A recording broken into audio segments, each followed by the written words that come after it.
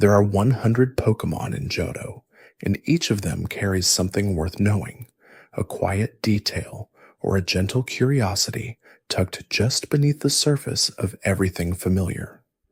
This is a region built on legacy, on the idea that new things can grow from old roots without losing what made those roots worth keeping in the first place. And before we drift any further, settle in as we begin tonight's relaxing journey through the world of Pokemon. If this helps you unwind, subscribe to join the Cozy Club. These are the Pokemon of Johto, and the facts that follow them through the dark. Chikorita is the first of the Johto starters, a small leaf-crowned creature that has carried its gentle identity across every game and appearance it has been part of.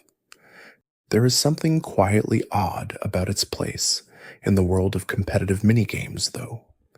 Among all the shadow Pokemon that exist in a specific game, Chikorita is the only one that cannot participate in the Game Corner minigame called Pokemon Jump.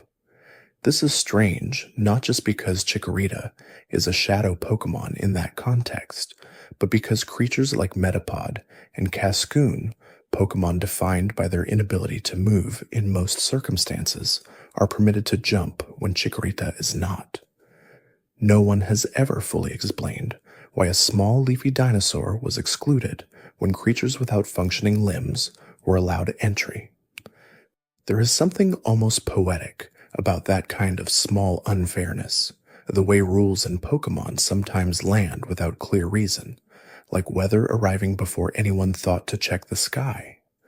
The design of Chikorita has stayed consistent across the years, in a way that is actually unusual for a starter Pokemon. Many creatures in the franchise have had small adjustments made to their proportions, their colors, their expressions as the technology improved and the visual style of the games evolved. Chikorita reads as one of the creatures that simply settled early into a form that did not need renegotiating. The leaf on its head, the round body, the gentle eyes, these came together into something that the designers apparently found complete enough to leave alone. Bayleaf carried something unexpected in the early planning stages of Pokemon Gold and Silver. Its beta design looked entirely different from the creature players eventually came to know when the games arrived. The process of development for that generation involved significant revision across multiple designs, and Bayleaf was one of the designs that changed substantially before reaching its final form. What remained consistent across those early drafts was the seed of an idea, something floral and evolving, something that grew into the design we recognize. The antennae that appear on Meganium, that graceful flowering dinosaur at the end of the chain, are thought to have originated in those early conceptual drawings of Bayleaf, surviving the redesign process and being carried forward into the creature's final evolution. It is the kind of detail that makes you think about how ideas grow slowly, how something sketched in the margins of an early design document can survive all the way to the finished game and appear in a slightly different form than where it began. Meganium holds a distinction that speaks to how deeply the Johto region was rebuilt from its earliest foundations. The Meganium line, which includes Chikorita and Bayleaf, is the only starter line in Generation 2 that was truly original to that generation from the beginning of development. The Cyndaquil line and the Totodile line were both replacements for earlier designs. They stepped into the roster only after earlier creatures called Hanaguma and Kurusu were reworked or removed from the development build. The grass starter and its evolutions were the ones that stayed from the beginning, the thread that connected the very first draft of Johto's starter trio to the version that eventually reached players' hands. That kind of quiet permanence is worth sitting with for a moment. Meganium was always there, patient in the way that plants are patient, while the rest of the lineup shifted and changed around it. Cyndaquil arrived carrying a small surprise, hidden in its earliest conception. The first sketches of this small fire mouse showed spikes instead of flames along its back, a detail that was softened into the flowing fire we know before the game ever reached players. But the stranger detail is this. Cyndaquil was not originally intended to be a fire type at all, and may not have been conceived as a starter Pokémon in the earliest stages of development. Something along the way transformed it into the flame-backed creature that became one of the most beloved starter choices across the franchise's long history. What exactly those early designs imagined it as has never been fully confirmed. That uncertainty makes Cyndaquil feel like it arrived from somewhere just outside the planned path, which perhaps explains why it has always carried a certain quiet charm that is difficult to place or define. In the Pokémon anime, Ash's Cyndaquil holds a record that stands alone in the long history of the series.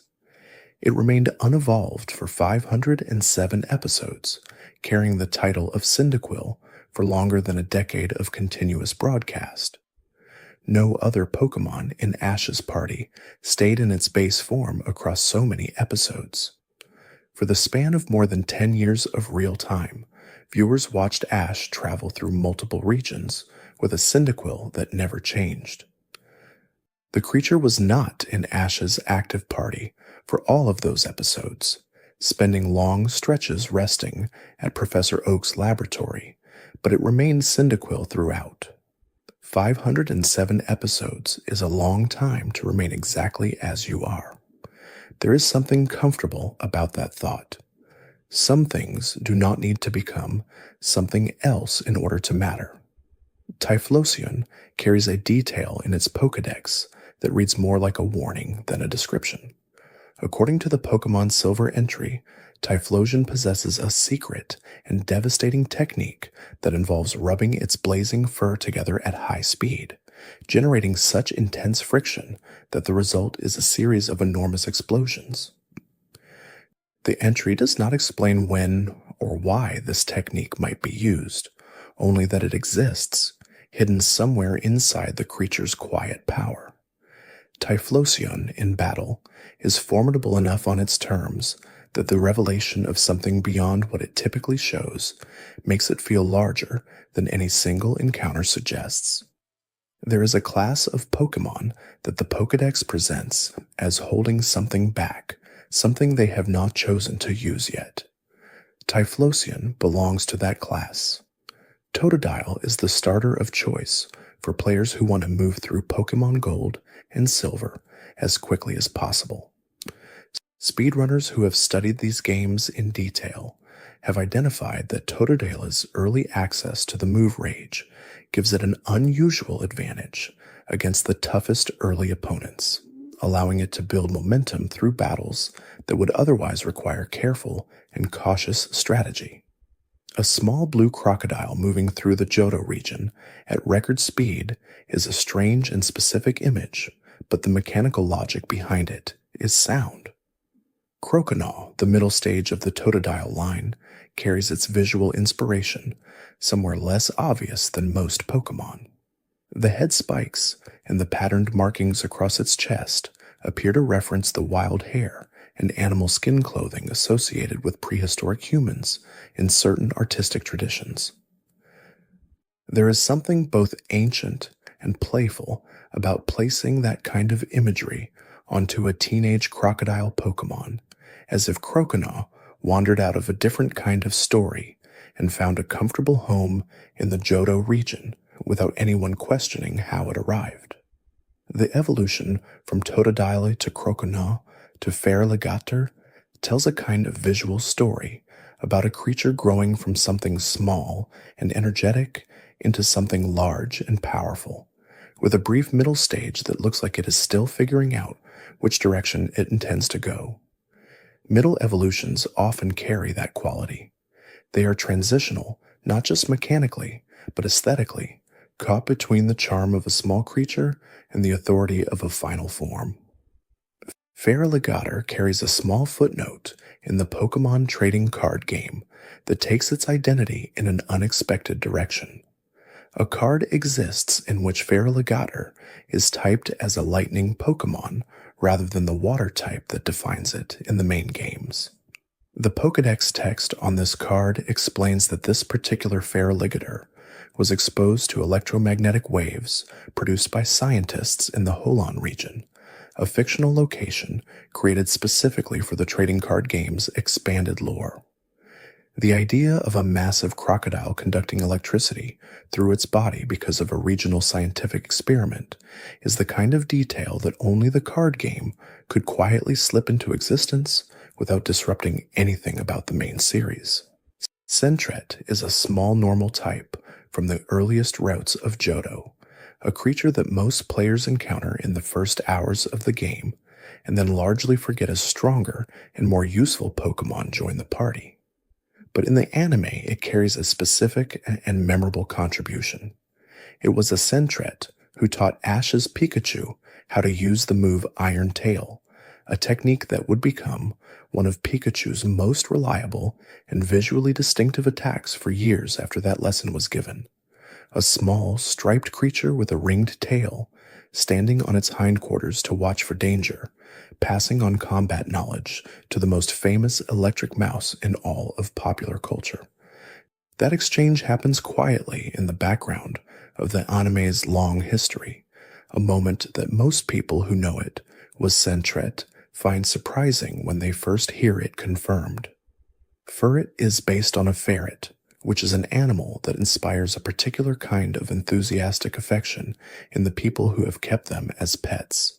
In a Nintendo Power interview conducted during the era when Pokémon Gold and Silver were new, Ken Sugimori, the person responsible for much of Pokémon's foundational visual identity, stated that Furret was among his personal favorites in the franchise. He explained that the inspiration came in part from having kept a pet bird as a child, a bird that had the distinctive habit of standing on one leg for extended periods, which gave him a lasting appreciation for animals with unusual and slightly odd physical habits. That kind of personal detail sitting behind a design makes the creature feel like it came from somewhere real, not from a creative brief or a design specification, but from a specific memory attached to a specific moment that someone carried forward into their work. Hoothoot evolves into Noctowl, and Noctowl carries a gentle detail from the anime that most players who know the creature from the games would not think to look for. As Noctowl ages into its later years, it can grow a small beard. This was depicted in the animated series in episodes featuring elderly members of the species, giving the creature a kind of quiet dignity. The visual suggestion that these owl Pokémon live long enough for time to mark their faces. Among the many things Pokémon can be, a Pokémon that ages visibly is a relatively rare design concept. Most creatures in the games exist in a fixed and ageless state. The elderly Noctowl's beard is one of the few moments where a Pokémon is shown as something that accumulates time. Lediba and its evolution. Ledian hold a curiosity that took several generations to resolve. Neither Pokémon could learn any bug-type moves, through Level Up or through Technical Machine, in the games until Generation 4 arrived and the first such move became accessible to them. That move was Silver Wind, which appeared years after the creatures were introduced. For two Pokémon classified and identified as bug types, the absence of bug-type moves in their early learn sets created a quiet question that fans noted and discussed across multiple generations of games. It creates a strange kind of identity problem. What does it mean to be a bug-type Pokémon if no bug-type move will come to you? The games never addressed this directly, simply allowing the gap to exist until it was eventually filled. Ledian in particular has attracted a sustained and specific speculation about its origins. The large dark patches around its eyes, the elongated limbs, the head that sits slightly too large for its body, all of these details have led fans over the years to suggest that Ledian's design may have drawn some inspiration from the descriptions and imagery associated with gray aliens, the kind that appear in science fiction traditions and popular cultural mythology about unexplained encounters. If that connection is intentional, it would explain in a somewhat sideways kind of logic why a creature that presents itself as a ladybird might not have felt the need to learn ladybird moves in its early years. Perhaps it was always operating by different rules than the ones its appearance suggested. Spinarak appeared in Pokemon Gold and Silver with a purple coloring that was changed to green when Pokemon Crystal arrived later. This kind of color revision between versions is relatively rare, and the shiny coloration also shifted when Generation 3 came along, with Spinarak's alternate color becoming a bluish gray rather than the pink that had appeared in the earlier format. For a small spider Pokemon that most players move past quickly on their way through Johto's early routes, Spinarak has quietly accumulated more color variations across its history than many more prominent creatures have managed across their entire existence. Ariados received a signature move in Generation 7 called Toxic Thread, a technique that poisons the opponent and reduces their speed at the same time.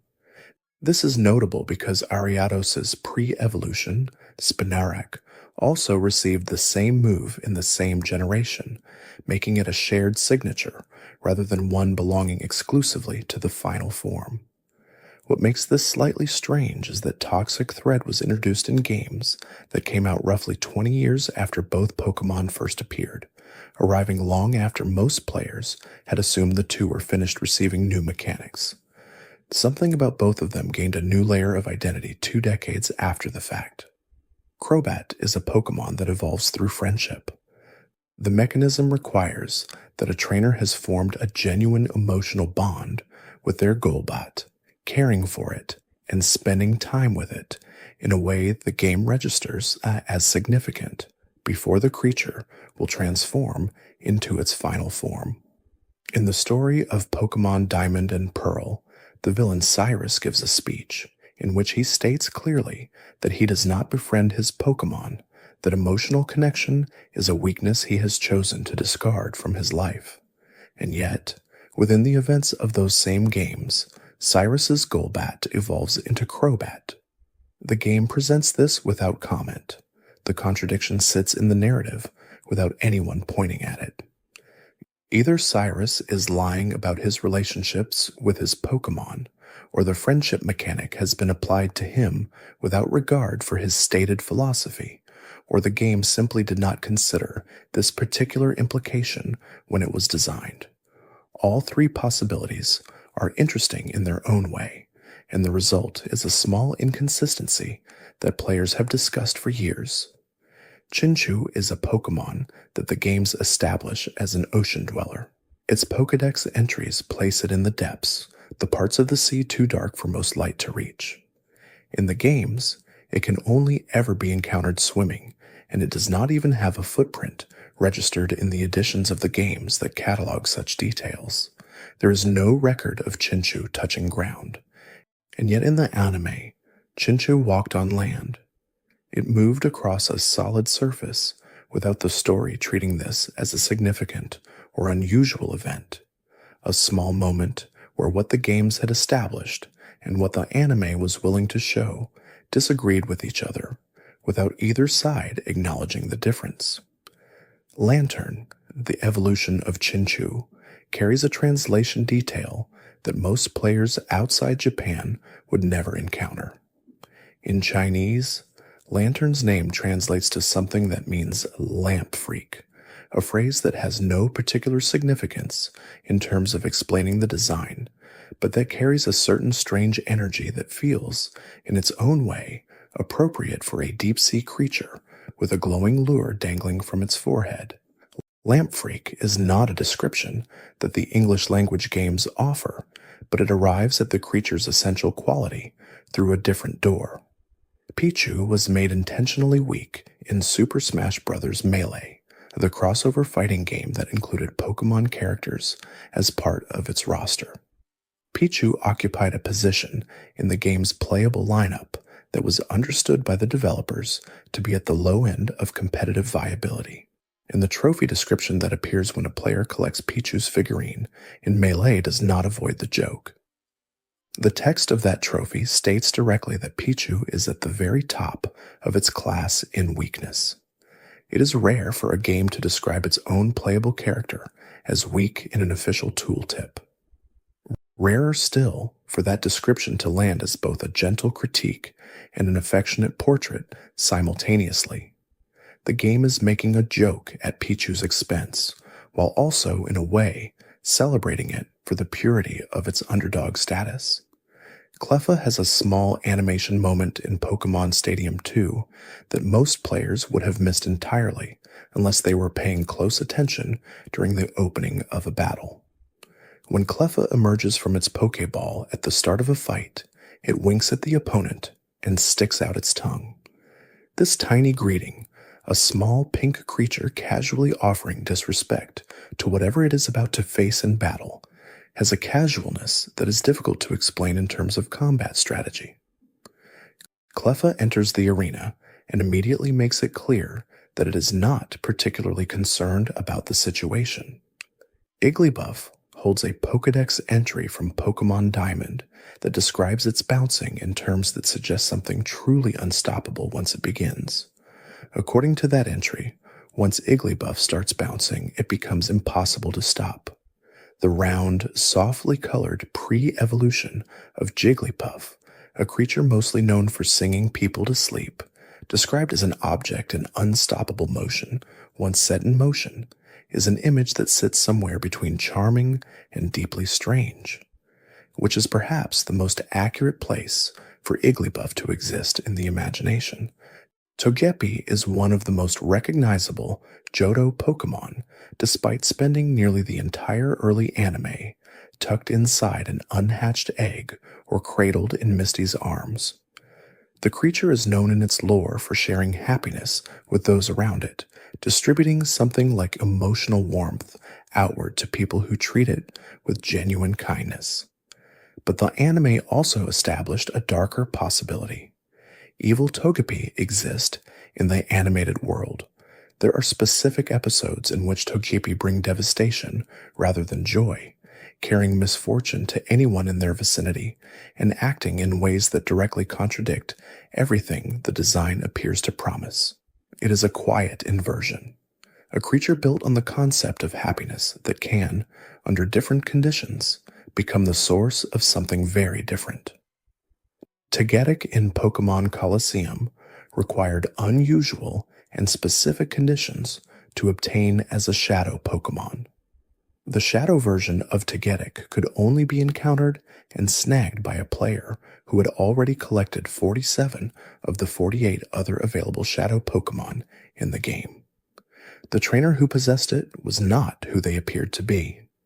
This character was an imposter who had disguised themselves as Wes, the main character of the story, creating a moment where the player encountered a version of their own avatar, carrying the final piece of an almost complete collection.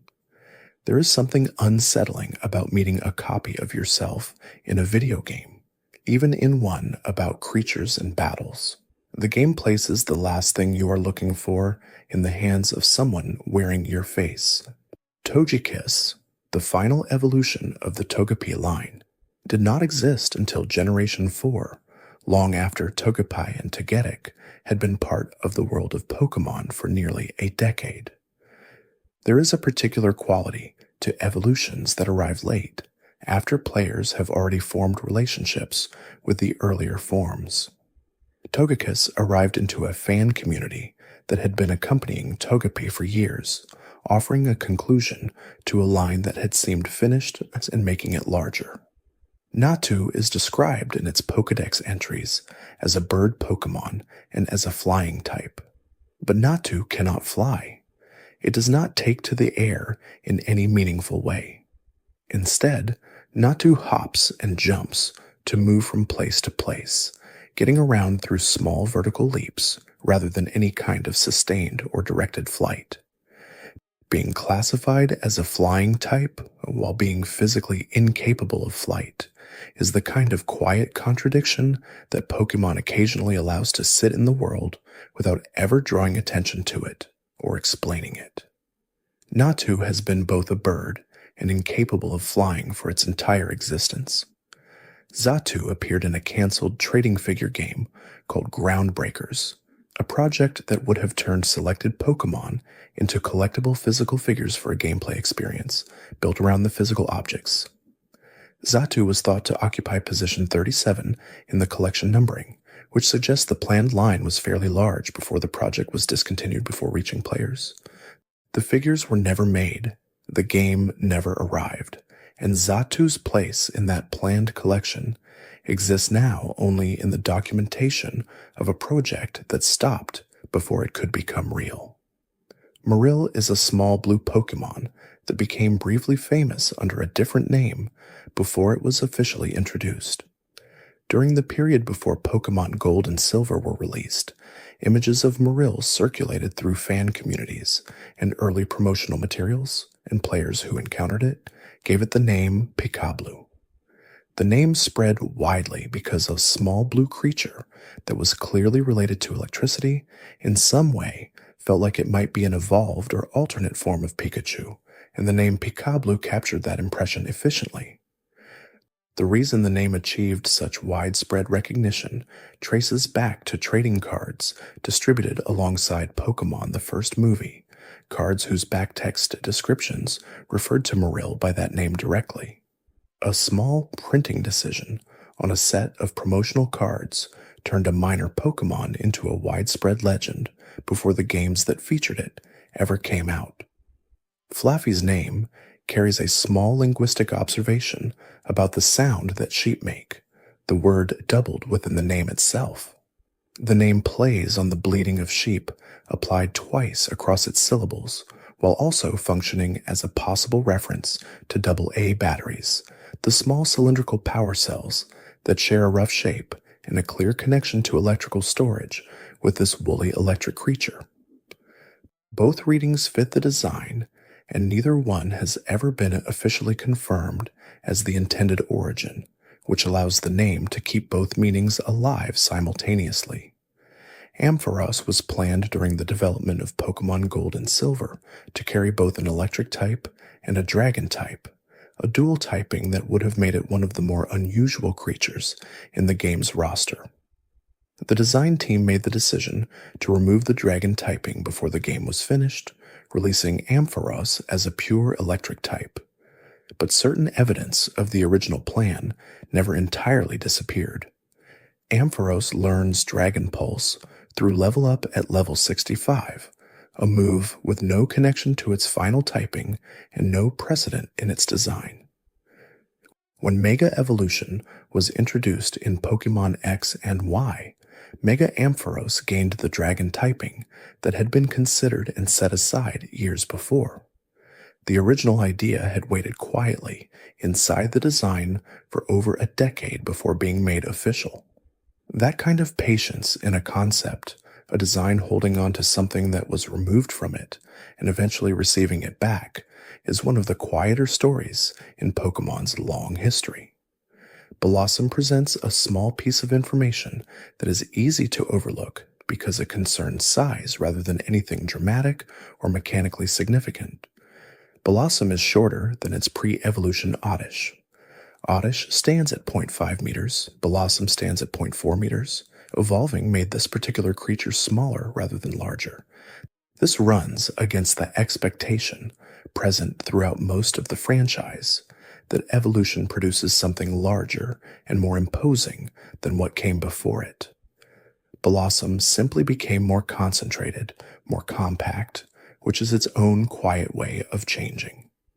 Marill and Azumarill share the nickname Picablu in fan history, but Azumarill has its own additional layer of lore from the expanded Pokémon universe. In the magical Pokémon Journey manga, there exists a character known as Madame Azumarill. This particular Azumarill was not simply a companion Pokémon or a battler. Madame Azumarill was a ninja master, a figure of authority and skill who instructed others in the art of the ninja. The image of a round blue water rabbit holding seniority in a school of stealth and precision is exactly the kind of story that exists in the expanded Pokemon universe and rarely travels far enough to reach most players. Sudowoodo's name is a transparent joke, assembled from two words placed directly beside each other. Pseudo, meaning false, and wood, meaning the material it pretends to be made of. Sudowoodo is a rock type that has spent its entire existence disguised as a tree, and its name announces this deception without any attempt at subtlety or indirection. There is something almost admirably honest about a Pokemon whose name makes its entire central secret immediately obvious to anyone who thinks about it for even a moment. The creature is hiding in plain sight while wearing a name that explains the hiding. Sudowoodo's relationship with water also adds a layer to its design. In the games, Sudowoodo blocks paths and refuses to move until watered with a specific item, at which point it immediately attacks the player. A creature disguised as a tree that is terrified of water, which would reveal that it is not actually a tree, placing itself next to roots and roads where travelers might come through. The logic of its deception is fragile in a way that the creature apparently does not recognize. Politoed holds a small distinction in its physical design that distinguishes it from other members of the same species. Male and female Politoed are not identical. The males have larger cheeks than the females, a difference visible enough to distinguish the two once you know to look for it, but quiet enough that many players have spent significant time with both without registering that there is anything to distinguish. Gender differences in Pokemon design span a wide range from the dramatic and immediately obvious to the nearly imperceptible. Politoed sits in the nearly imperceptible category, which perhaps suits a Pokemon whose defining character trait is that it leads others through the authority of its song. Hoppip can learn the move Splash. In most contexts in the Pokemon games, Splash is a move that does nothing at all. It produces no effect on the battle. It occupies a moveset slot and wastes a turn. It exists largely as a game joke about its own ineffectiveness, carried most famously by Magikarp as part of what makes Magikarp's early existence so deliberately frustrating. But in Japanese, the name of the move translates to something closer to hop or skip, a meaning that actually fits Hoppip's nature beautifully and completely. The move was built around an idea of light, bouncing, carefree movement, and Hoppip embodies that idea in everything about its design and behavior. The English translation changed the name in a way that turned the connection into an accidental one. Skiploom has a shiny form in Pokemon Silver that players who first encountered it often describe in terms suggesting genuine surprise and pleasure. The alternate coloring sits in an unusual register, different enough from the standard form to feel like something genuinely worth finding rather than a minor variation on a familiar palette. Among the many shiny forms introduced in the second generation, Skiploom's silver version is one of the ones that players remember when they think about which alternate colorings from that era felt most carefully considered.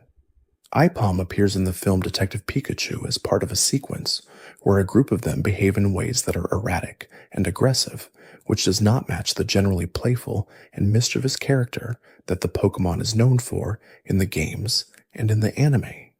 Fans who thought carefully about the events of that film proposed that the substance affecting the Aipom in that scene was actually something called the Berserk gene from Pokemon lore, a fictional genetic compound found near Mewtwo's hiding place that dramatically amplifies a Pokemon's power while inducing confusion and instability in the creature affected by it. The Berserk gene is real within the Pokemon games, established in the lore as a consequence of Mewtwo's creation and the experiments surrounding it.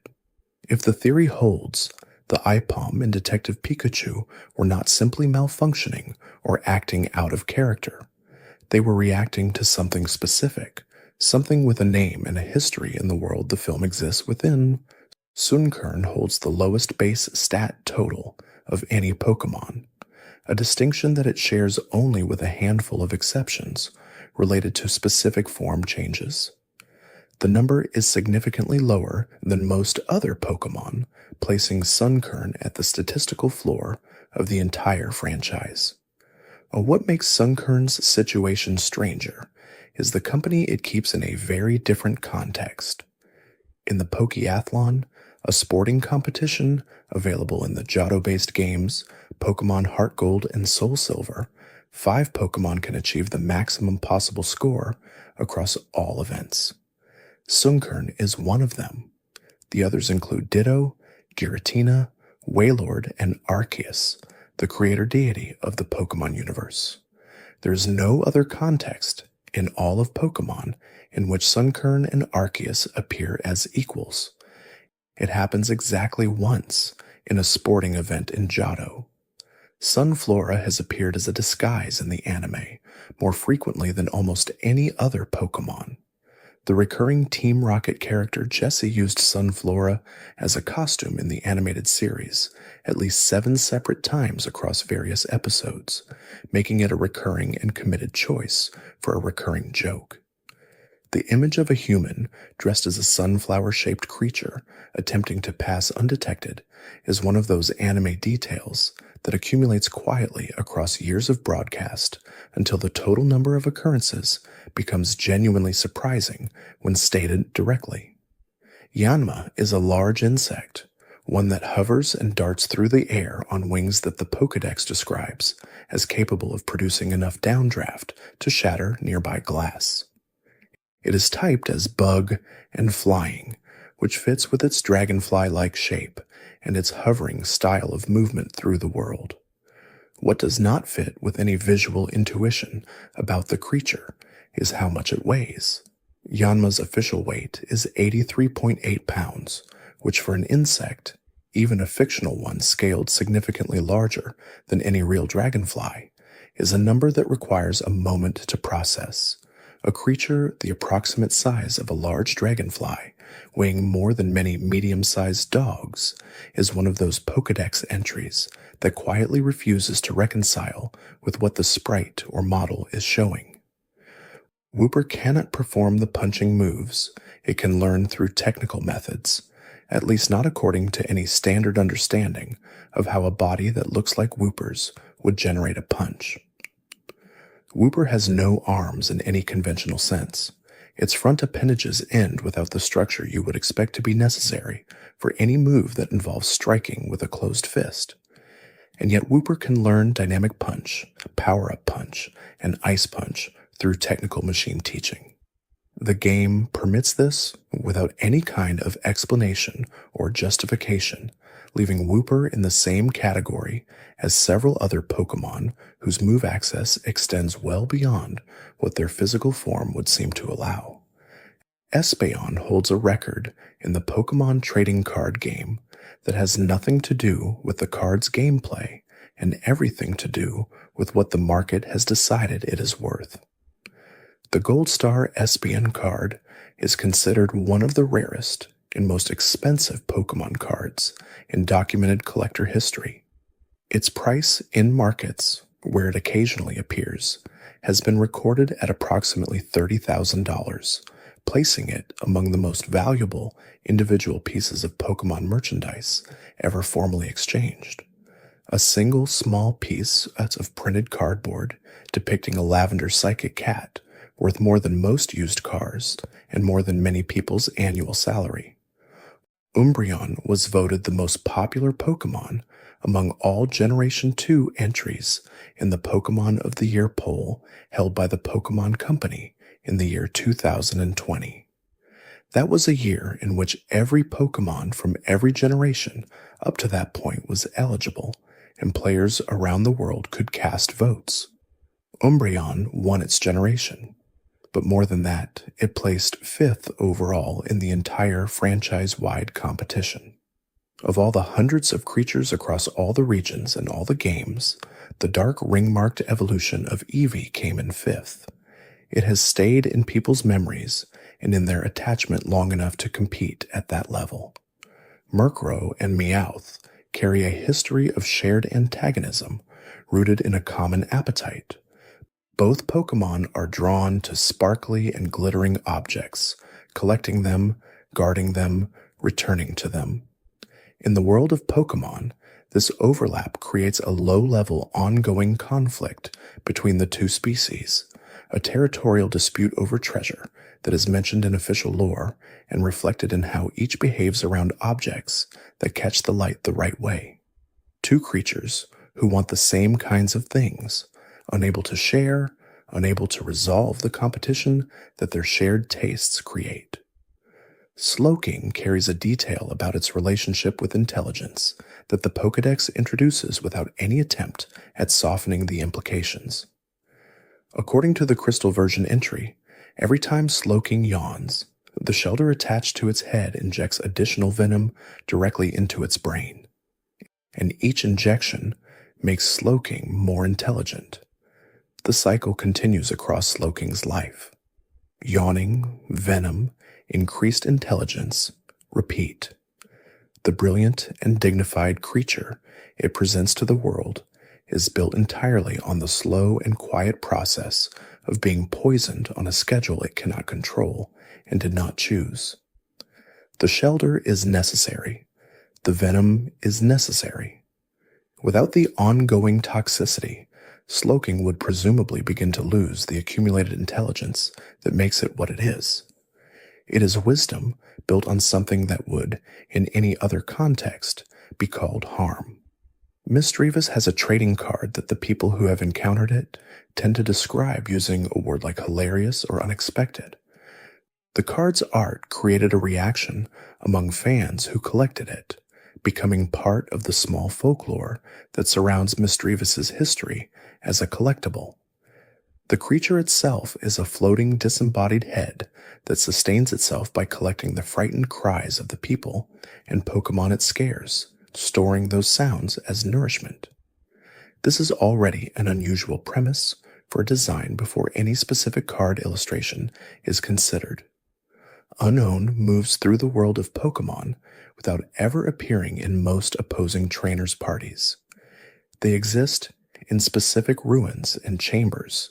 They carry specific lore about ancient writing and possible connections to other dimensions. They appear in great numbers when you know where to look for them. But they are almost never used in battle by any character you face. The only trainers documented as having Unown in their active lineup are two specific Pokefun characters named Kimberly and Francisco, findable only at a facility called Trainer Hill in the Japanese version of Pokemon Emerald through an e-reader accessory that most players in other regions never had access to. Outside of that narrow and version-specific and region-specific encounter, Unown passes through the world without ever appearing in an opponent's hand. Wobbuffet has traveled alongside Jessie of Team Rocket across more than 20 years of Pokemon anime episodes, appearing in close to 1,000 installments of the animated series. It has become one of the most familiar, recurring presences in the animated world of Pokemon, not because of dramatic battle moments or powers that shift the course of stories, but through simple and consistent presence.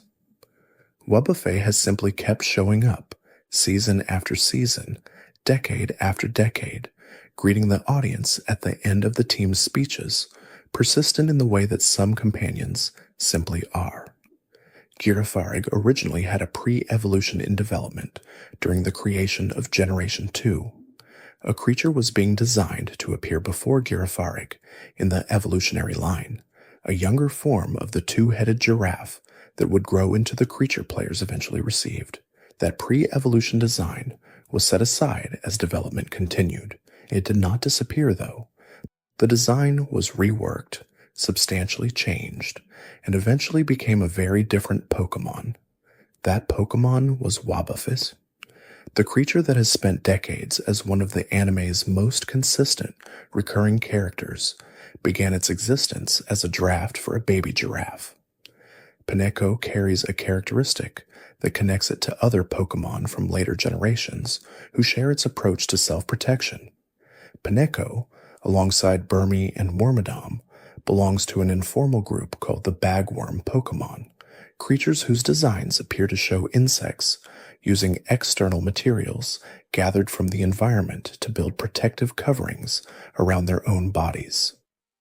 Pineco's Ultramoon Pokédex entry supports this reading directly by stating that Pineco attaches tree bark to its exterior, using its own saliva as adhesive. The armor that looks like a natural part of the creature is actually constructed, assembled by the creature itself from the materials it finds around it. This raises the same question that the Fortress entry leaves open. What exactly is living inside that shell? Fortress extends Pineco's mystery without resolving it. The gold version Pokédex entry for Fortress states simply that what is concealed inside Fortress's steel armor is a total mystery. No one knows. The game offers no answer. The Pokédex, which typically provides at least a partial description of a creature's inner life and physical nature, has nothing to say about what Fortress actually is beneath the exterior it presents. It has sealed itself so completely that the record that documents the Pokémon world cannot see inside it. Dunsparce holds a detail that exists in one specific context and cannot be replicated in any other game or any other location. A shiny Dunsparce, the creature in its alternate coloration, was once distributed as an event Pokémon at the Pokémon Center in New York City, available only through Pokémon Gold, Silver, and Crystal. The event has long since ended. That specific shiny Dunsparce exists now only in the cartridges and save files of players who were in the right place at the right time, quietly preserved in game files from a moment in a specific building in a specific city that cannot be returned to. Gligar had an unusual reward attached to it in Pokémon Stadium 2 that made it worth more than its ordinary in-game availability would suggest. After defeating the rival character in the game's second round, the player received a Gligar that already knew the move Earthquake. This was more than a generous gift. In Generation 2, Gligar could not learn Earthquake through Level Up or through Technical Machine in the main games. The Earthquake-knowing Gligar from Stadium 2 was carrying a move that the ordinary game refused to teach it, making it a version of the Pokémon that could only have been assembled through this specific distribution in this specific game. Steelix fought in the Great War of Kalos. This is not a detail that appears in Steelix's Pokédex entry directly, but the lore surrounding Pokémon X and Y establishes that a catastrophic conflict took place in the Kalos region more than 3,000 years before the events of those games. The war involved Pokémon fighting alongside humans, and Steelix, as a creature that can survive deep underground and whose steel body is harder than conventional metal, is mentioned in the lore as having been part of that ancient conflict. A creature known primarily for living in tunnels beneath mountains, placed in the context of a war that reshaped the world. Snubbull carries what has been described as the most dog-like learn set of any Pokémon in the early generations. The moves it can learn and the patterns of behavior those moves suggest match the behavioral repertoire of a domestic dog more closely than those of almost any other creature in the franchise. This is fitting for something classified as the fairy Pokémon, described in its entries as looking frightening on the outside, while being deeply gentle and affection-seeking beneath that exterior. Snubbull is a creature that looks like a threat and behaves like a companion. Granbull was the first Pokémon to evolve in Pokémon Mystery Dungeon through the mechanic available at a location called the Luminous Cave. In the Mystery Dungeon games, evolution does not happen through the standard methods of the main series. A Pokémon must visit a specific place and meet specific conditions. Granbull's evolution from Snubbull through that system was the first time that mechanic was used in the game, making this bulldog Pokémon a quiet pioneer in a spin-off series that reimagined the core cycle of growth and change. Qwilfish originally had an evolution planned during the development of its generation. The creature that would have followed Qwilfish was internally called Fugu, a name drawn directly from the Japanese word for the pufferfish that is simultaneously a famous and celebrated cuisine and one of the most dangerous foods in existence if prepared incorrectly.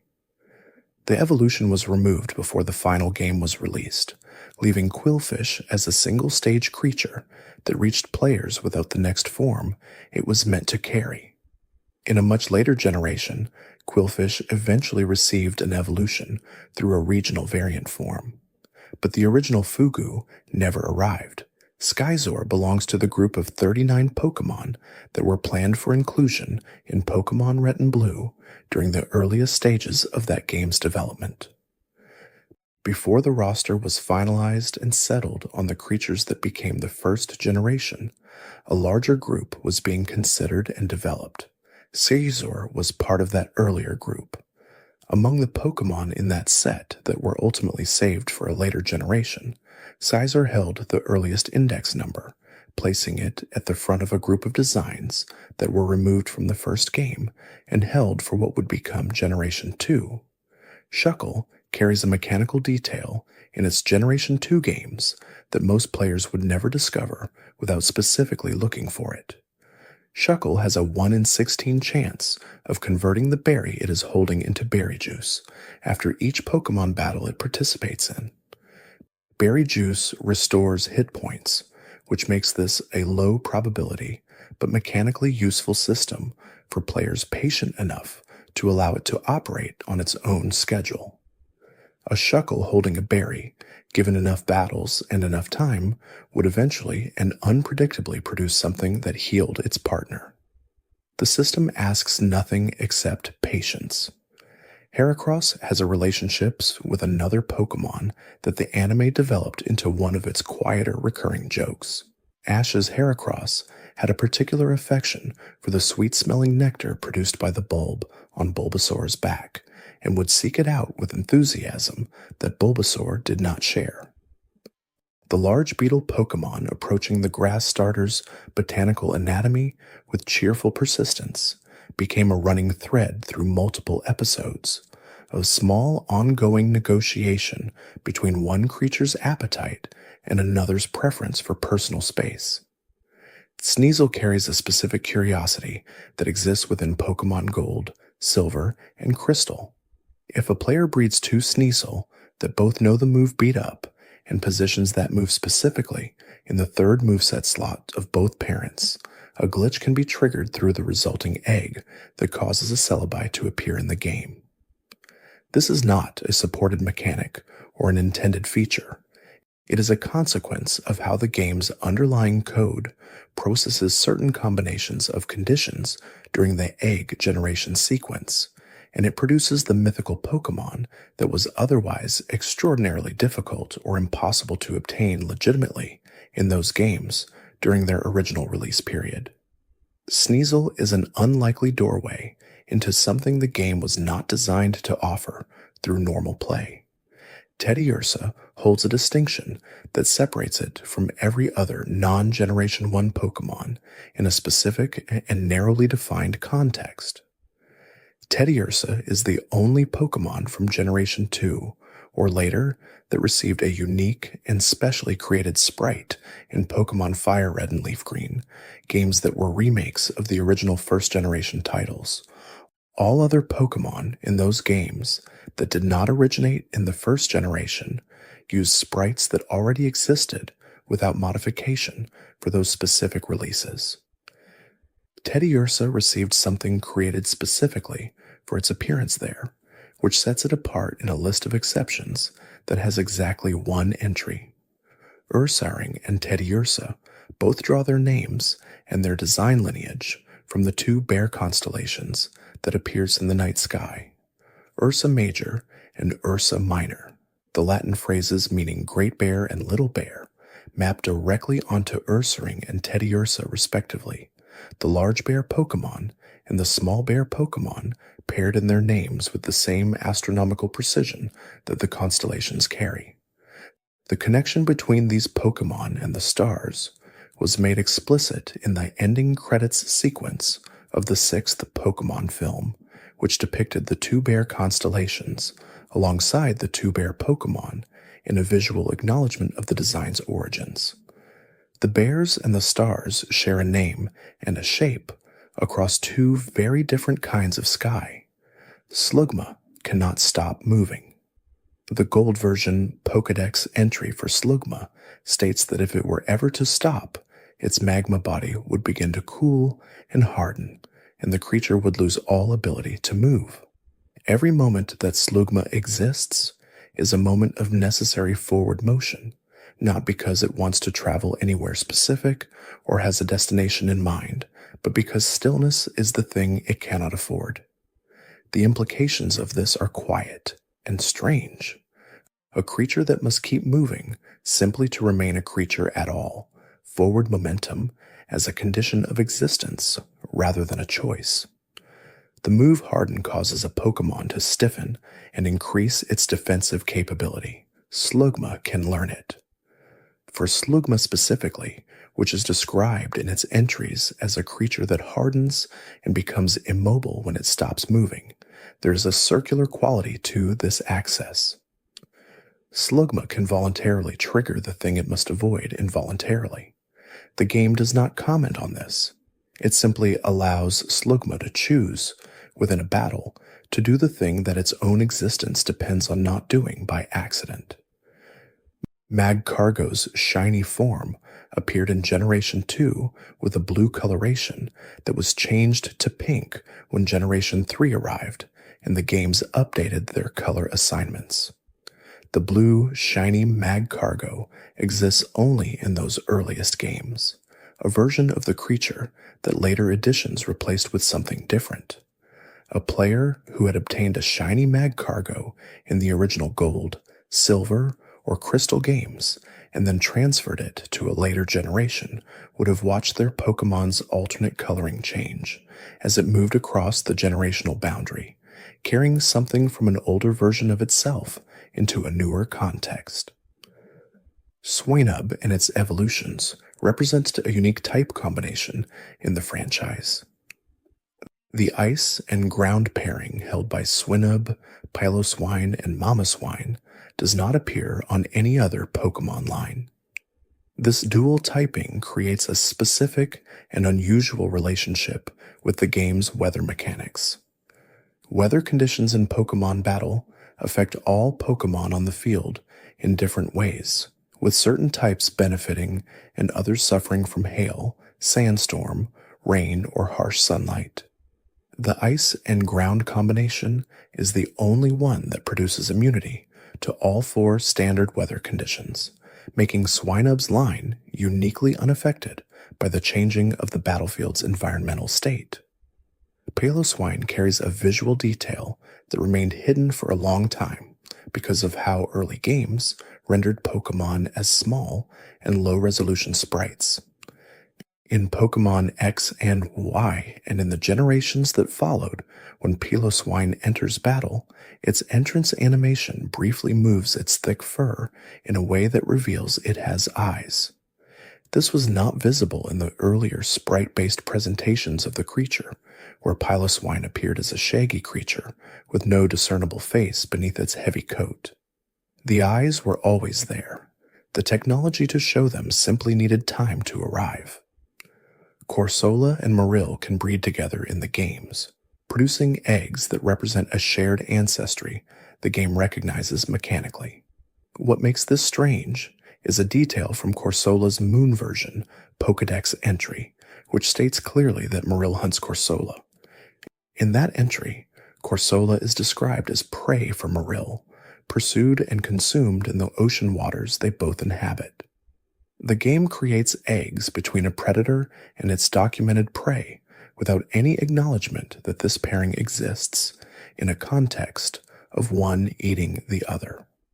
Remoraid was shaped like a handgun in its beta design during early development, a detail that illuminates the evolution of the line in a way the final sprite makes slightly harder to perceive. Octillery, Remoraid's evolution, was designed to resemble a tank or heavy artillery piece, a larger weapons platform that follows from the smaller sidearm. The two creatures were planned and designed as a thematic pair of weapons, one a small firearm that grew into a larger military device. The final designs softened these references enough that players meeting them without this context might not immediately see the weapon's lineage, but the connection was built into the concept from the very beginning. Delibird appeared in the Pokémon Adventures manga with capabilities that far exceeded what most players associate with the creature in the games. In that manga, a villain's Delibird was capable enough to take down Ho-Oh, one of the most powerful legendary Pokémon in the franchise, doing so while at a significant type disadvantage in the encounter. Delibird is not a creature that typically attracts descriptions involving power or threat. Its move present, its signature technique, can either damage the opponent or heal them depending on chance, making it one of the more unpredictable and unreliable options available. Its manga portrayal as a creature that defeated an actual legendary Pokémon stands apart from almost every other context in which Delibird appears. Mantine and Remoraid carry a relationship in the games that reflects a real biological pattern from nature. In the wild, Mantine can be found with a Remoraid attached to it, the smaller fish traveling with the larger ray, in a partnership that echoes similar arrangements between marine creatures in the real ocean. From Generation 4 onward, Mantine has not been depicted with Remoraid attached in official artwork and in the models used by the games. This may be connected to a mechanical detail. The Remoraid used in producing a Mantike egg does not disappear in the process, which creates an ambiguity about whether the attachment is meant to be ongoing or temporary. Skarmory sheds its feathers over time and grows a complete new set each year. According to the Sun version Pokédex, warriors in ancient times would collect the feathers that Skarmory dropped as part of this annual renewal and use them as swords, fashioning blades from metal that arrived ready-made from the sky above them, a naturally renewable source of sharp metal objects falling from a flying creature on a yearly schedule, apparently common enough in the ancient world of Pokémon that an entire practice of collection and use developed around it. Houndour is classified as a Generation 2 Pokémon, but when Gold, Silver, and Crystal first released, it was found not in Johto, but in the Kanto region. Houndour appears on Route 7, the road between Celadon City and Saffron City. Murkrow and Slugma share the situation, also being Generation 2 Pokémon findable in Kanto during the games that first introduced them. The regional identity these creatures carry in their generational classification does not match the location where players actually find them, a small categorization detail that has never been formally addressed or corrected. Houndoom carries a Pokédex entry that the Gold version delivers with unusual directness. The text states that if the burns caused by Houndoom's flames are not treated immediately, the pain from those burns will never go away. This is not a description of temporary damage or a metaphorical sense of lasting impact. It is a statement about permanent physical consequence. Among the many Pokémon whose Pokédex entries describe their danger, Houndoom's is distinguished by making that danger irreversible. The burn does not fade. The pain remains. Kingdra originally had arms in its beta design before the development process settled on the more streamlined creature that players know. The final version of Kingdra is a seahorse Pokémon with no arms, its body defined by flowing fins and a curling tail.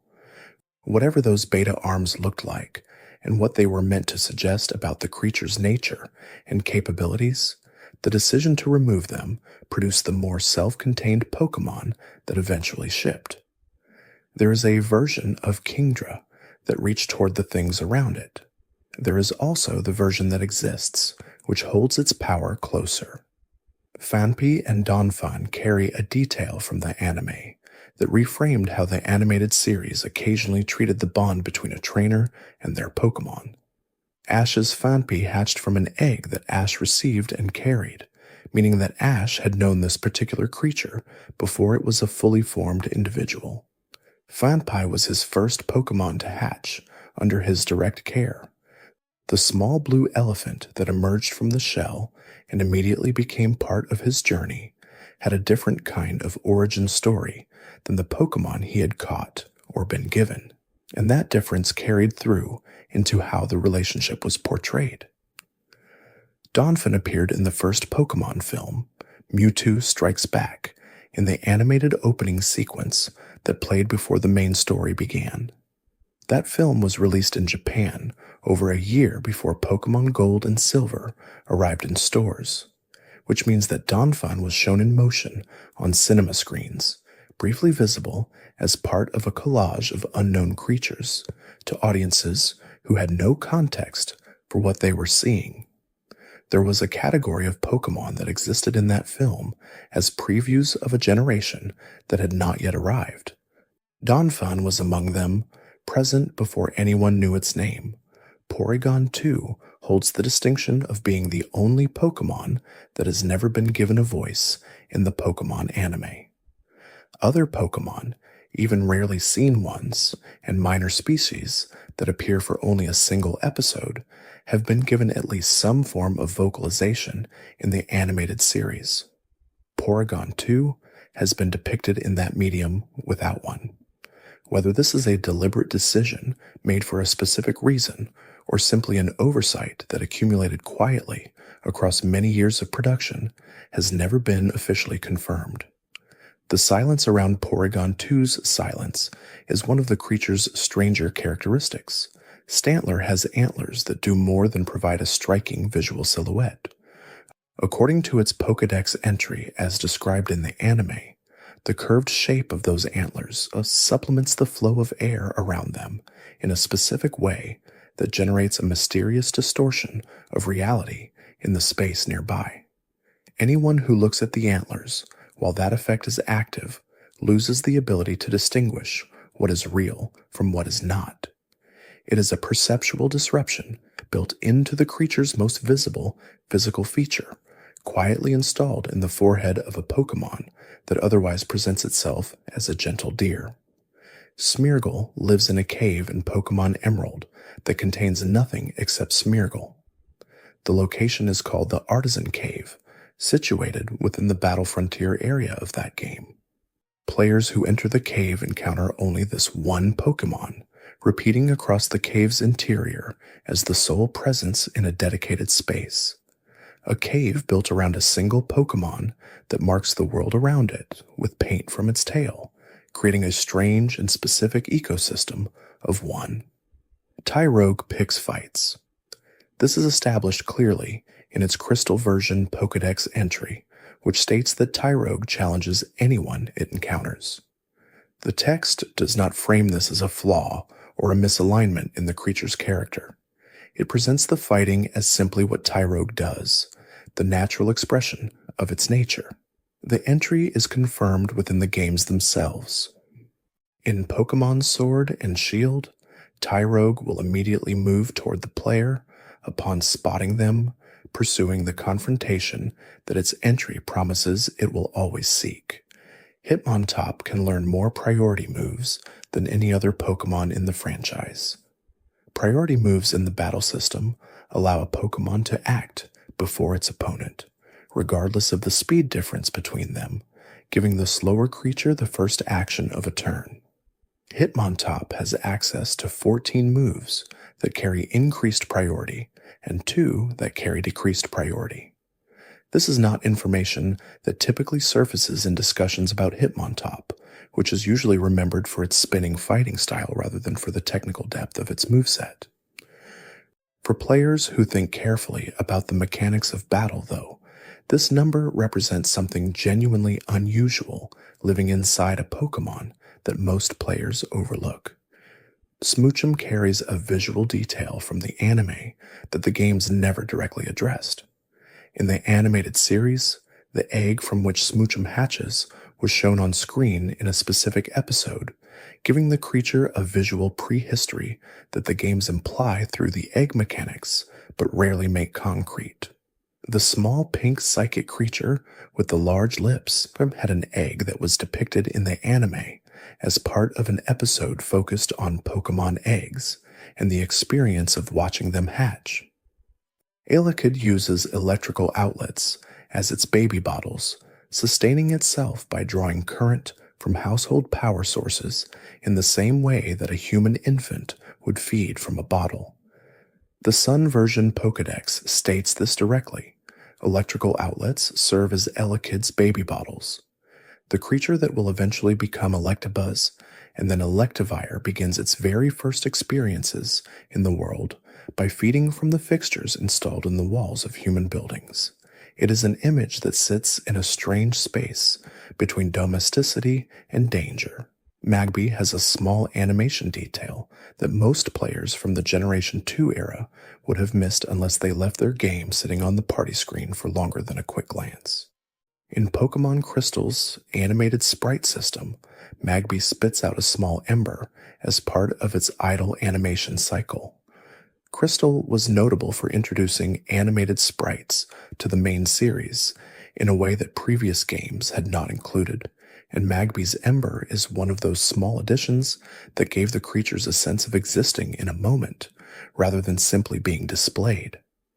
The game was making the Pokemon breathe in its own way. Miltank's signature move is Milk Drink, a technique with applications both inside and outside of battle. When used outside of battle by Miltank itself, the move restores its health in the same way a healing item would. When used inside battle by another Pokemon on Miltank as the target, the effect changes. Rather than restoring the user's health, the move increases Miltank's health instead. The move behaves differently depending on the context and the direction of use, and Miltank occupies a unique relationship with its own signature technique because of that reversal. Blissey creates a mathematical situation that the game's experience point formulas permit, but that most players will never set up intentionally.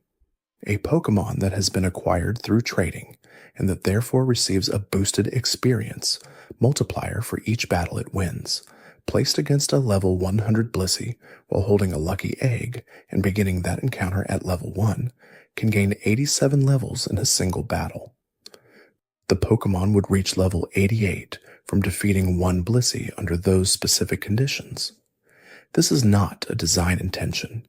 It is a consequence of how the math works when the relevant multipliers are combined and applied to Blissey's exceptional experience yield.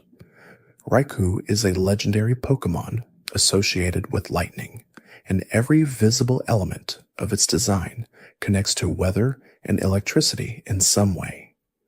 The purple mane that flows across its back has a specific meaning within its lore. The mane represents rain clouds, actual atmospheric moisture that Raikou carries as part of its body. According to the Gold version Pokédex, those clouds allow Raikou to call forth thunderbolts at any moment, drawing electricity from the weather it travels with wherever it goes. The purple fur running along its spine is not decoration. It is a piece of storm that the creature has made into a part of itself. Entei should, if its Pokédex entry is taken as a literal account of how many exist in the world, number in the thousands. The Silver version entry states that a new Entei is born every time a new volcano appears somewhere in the world. The number of volcanoes that have appeared across geological history, even counting only those that would have formed within the lifespan of the Pokemon world, produces a count that far exceeds the impression of rarity that the word legendary typically carries. Approximately 1,500 Entei by some estimates, a creature celebrated for its uniqueness, born reliably every time the earth opens up. Suicune holds a connection in the lore of Pokemon that is mentioned without being explained. It is said that Suicune is the closest of the three legendary beasts to Ho-Oh, the rainbow birds that gave them all a second life after the burning of the Brass Tower. There is also a note in the available information suggesting that Suicune has some kind of connection to the Unown, the alphabet-shaped Pokémon found within ancient ruins. What that connection is, how it formed, and what it means has never been detailed in any game or supplementary material. The thread was mentioned and then left, quietly suggesting a relationship between the pure North Wind and the oldest written symbols in the world, without ever filling in the space between them. Larvitar weighs over 150 pounds. In the Pokemon anime, various characters have been shown holding and carrying Larvitar without apparent difficulty, treating the creature as something that can be held in a single arm or cradled comfortably. 150 pounds is approximately the weight of a large adult human. The physical logic of these scenes is something the anime has chosen not to apply carefully, which is perhaps the right decision for a series that also features 10-year-olds regularly engaging in battles involving enormous creatures. Pupitar moves by using gas. The Ruby version Pokédex entry describes the mechanism directly. Pupitar creates gas inside its body and expels it with enough force to propel itself through the air like a jet. A creature in the chrysalis stage, the form traditionally associated with stillness, with the waiting period of transformation, is in constant motion. It cannot stay still. It rockets through the world generating its own thrust, which means that even the part of its life meant for quiet development is characterized by constant and forceful movement. Tyranitar began its existence outside of Pokémon entirely. The creature was originally drawn as a monster illustration by an artist named Kasago Mori, created for the cover of a fan magazine called Game Freak that existed before Game Freak became the development studio responsible for the Pokémon franchise. The drawing was a cover illustration, not a design specification for a game, and the creature it depicted was not intended to become part of any world or any roster. Somewhere between that magazine cover and the development of Pokémon Gold and Silver, the image made a transition into the game itself. Tyranitar carries a history that predates the franchise it has spent its official existence belonging to. Lugia has a shiny form that appeared differently in Pokémon Stadium 2 than in any other game. In that specific title, the shiny version of Lugia was teal rather than the pink or the standard pearl gray that players might expect from the creature's alternate coloration. Stadium 2 rendered its Pokémon in three-dimensional space in a way that sometimes produced different color results than the two-dimensional sprite-based games were giving at the same time, and Lugia's shiny was one of the cases where that difference was meaningful. Ho-Oh's appearance in the very first episode of the Pokémon anime was not a random event placed there for visual spectacle. The lore that accumulated across later games and episodes established that Ho-Oh reveals itself to trainers with pure hearts, that its appearance before a person carries meaning about the nature of that person. When the great rainbow bird flies over Ash and Pikachu in the first episode, before Ash has had a single adventure or demonstrated anything about his character, it is the show planting a statement in its own first moments. The rainbow bird looked at a boy on his very first day as a trainer and decided that he was worth showing itself to. Celebi closes the list of 100 Johto Pokémon with a piece of information from an entirely different game. In Super Smash Bros. Melee, the crossover fighting game that included Pokémon characters and items from the Pokémon world, Celebi could appear from a Pokéball item thrown during battle.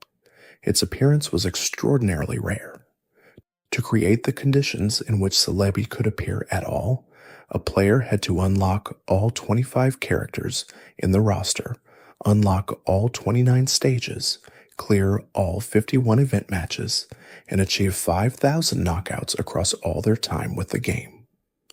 After meeting all of those conditions, Celebi would appear from a thrown Pokeball with a probability of 1 in 251.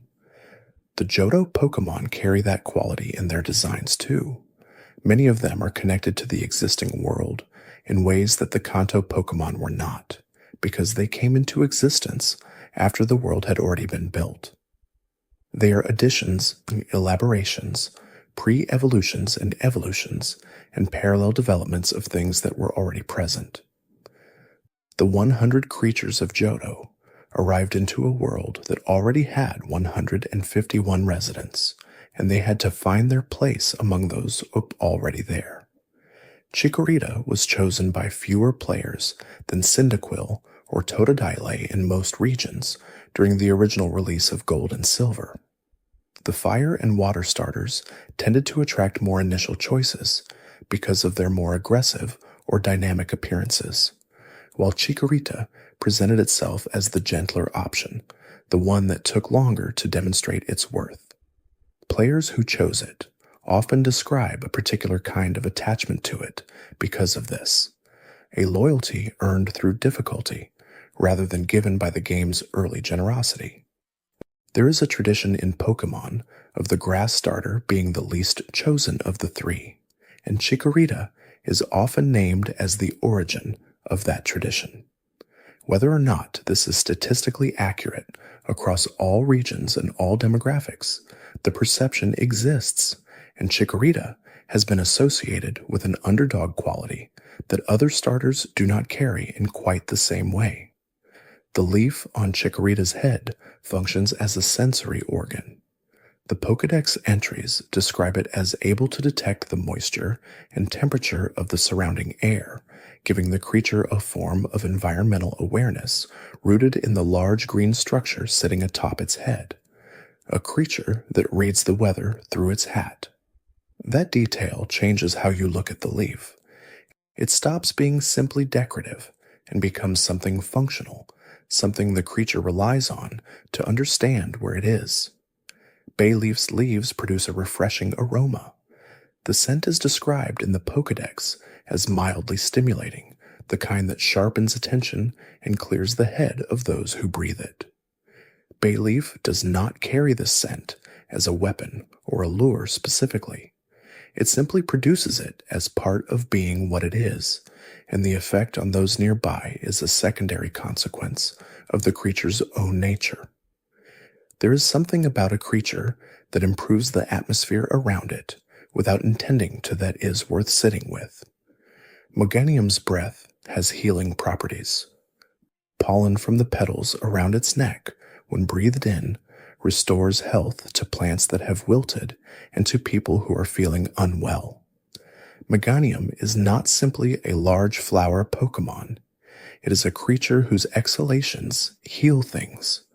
Its breath is medicine.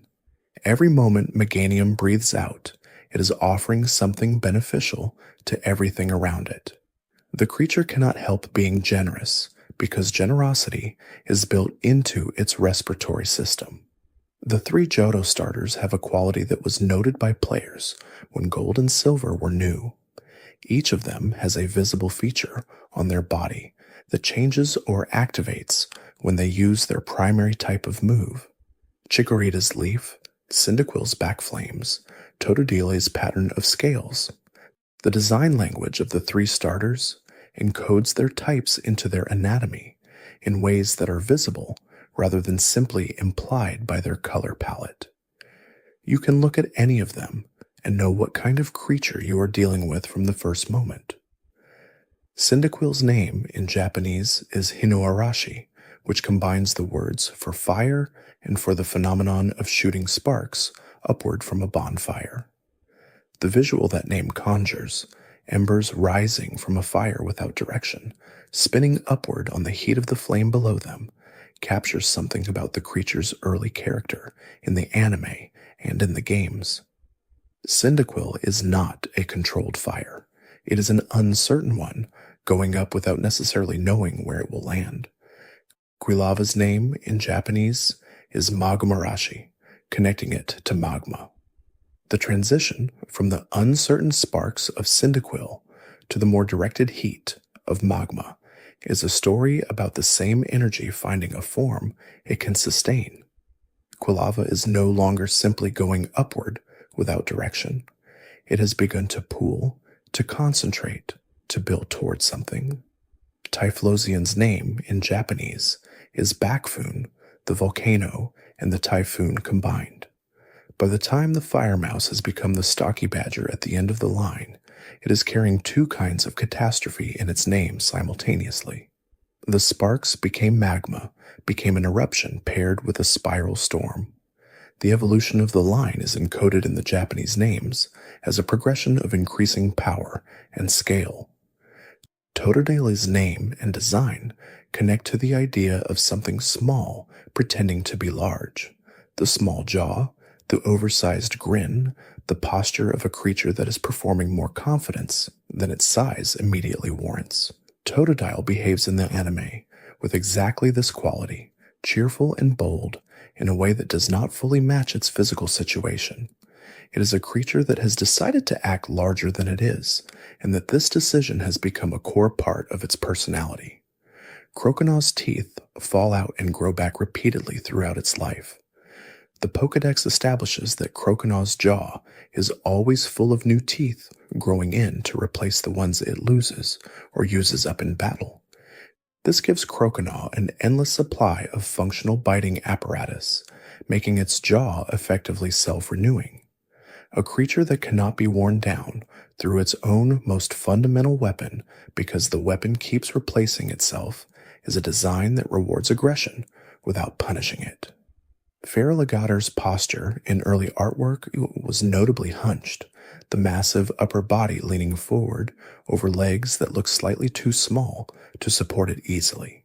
This posture creates a sense of barely contained momentum, as if Feraligatr is always about to move forward and is simply deciding when. The creature's design is built around the impression of imminence, of something about to happen. The Totodile line shares a quality with several other water starter lines, in that it becomes progressively more about power and presence as it evolves, moving from the small and energetic beginning through the mid-stage transition into a final form that is defined by its physical authority. The journey from Totodile to Feraligatr is a journey from playfulness towards something more deliberate. The energy does not disappear. It simply finds a larger container. Sentret's tail functions as a support structure. When Sentret stands on its tail to look around, it is using the appendage as a third limb, a biological tripod that gives it a stable elevated position for observation. The posture that most artworks of Sentret depict, the upright vigilant stance, is a practical adaptation for a creature that lives in open areas where visibility matters. It stands up to see further. The design reasons before you realize it is reasoning. For it moves in a distinctive way, a sinuous wave that makes its long body seem continuous with the ground it is crossing. This style of movement is efficient for a creature whose shape creates more friction with the ground than a more compact design would, and the sinuous motion distributes the energy of locomotion along the body rather than concentrating it in the legs. Furret is not moving inefficiently despite its unusual shape. The unusual shape is part of what makes the movement work. Furret is described in its entries as extremely fast and capable of fitting into narrow openings that larger creatures cannot access. The combination of speed and flexibility creates a creature that is difficult to corner. By the time something is positioned to close off Furret's path, Furret has already identified an alternative. Hoothoot's internal timekeeping organ means that it wakes at the same time every night, regardless of external conditions. It does not need light or sound to know when it is time to be active. The clock it carries is not responsive to the environment. It is simply running, measuring the rotation of the planet, telling Hoothoot when to wake with a precision that nothing external can disrupt. A creature that knows what time it is because it can feel time passing, not because it can observe anything that marks the time. Noctowl's eyes have special cells that multiply the light entering them, allowing the creature to see in conditions that would be functionally dark to most other creatures. The Pokédex describes this as the ability to see in total darkness, which is perhaps hyperbolic, but the design point is clear. Noctowl navigates at night, not by hearing, as many owls rely on in the real world, but primarily by vision. It sees what other creatures cannot see, simply because its eyes are built to receive more of what little light exists. Noctowl can rotate its head in a way that causes its brain to work differently, approaching problems from an orientation that produces solutions its normal perspective cannot generate. This is described in the entries as a deliberate behavior, a choice Noctowl makes when it needs to think through something difficult. It physically repositions its own brain by turning its head, accessing different processing by changing its relationship to the world around it. The line from Hoothoot to Noctowl is a line from a creature defined by when it wakes to a creature defined by how it sees. The progression moves from a relationship with time to a relationship with perception, from knowing when you are to knowing what you are looking at. Both are forms of orientation. Both require the creature to carry something inside it that most others do not have. Lediba's body is covered in a fluid that acts as a pheromone system. The scent it produces changes with its emotional state, communicating to other Lediba not just its location, but its mood, its level of comfort, its readiness for whatever comes next. A creature that speaks smell without choosing to, that broadcasts its interior state to everyone in range regardless of whether it wants to, is in some ways more honest than creatures that can decide what to show. Lediana's relationship with the stars is one of the more striking concepts in Generation 2. The entries describe Ledian as emerging at night to absorb starlight, using the energy from the stars as a power source, and explain that on nights when the stars are bright and numerous, Ledian becomes correspondingly more powerful. The creature is not just nocturnally active, it is specifically powered by the light of distant suns, which means that clear nights and cloudy nights produce meaningfully different Ledian. The spots on Ledian's back multiply in number based on how many stars were visible on the night it hatched. The pattern it carries is a map of the sky at a specific moment, personal to each individual creature, a permanent record of what the sky looked like at the beginning of its life. Spinarak produces a thread that it can use to hang from surfaces and to build webs, but the thread also contains a neurotoxin. The entry mentions that prey that is wrapped in Spinarak's thread becomes paralyzed, which gives the web a dual function: physical containment reinforced by chemical immobility. The prey cannot break out and cannot choose to move, even if it could find a way to break the thread. Ariados's thread is different from Spinarak's in that it extends from both the front and the back of the creature, allowing it to spin a three-dimensional structure that encompasses space rather than simply creating a flat surface. The front-to-back threading creates a network, a spatial trap, rather than a planar one. Ariados moves through this network freely because it knows exactly where every thread is.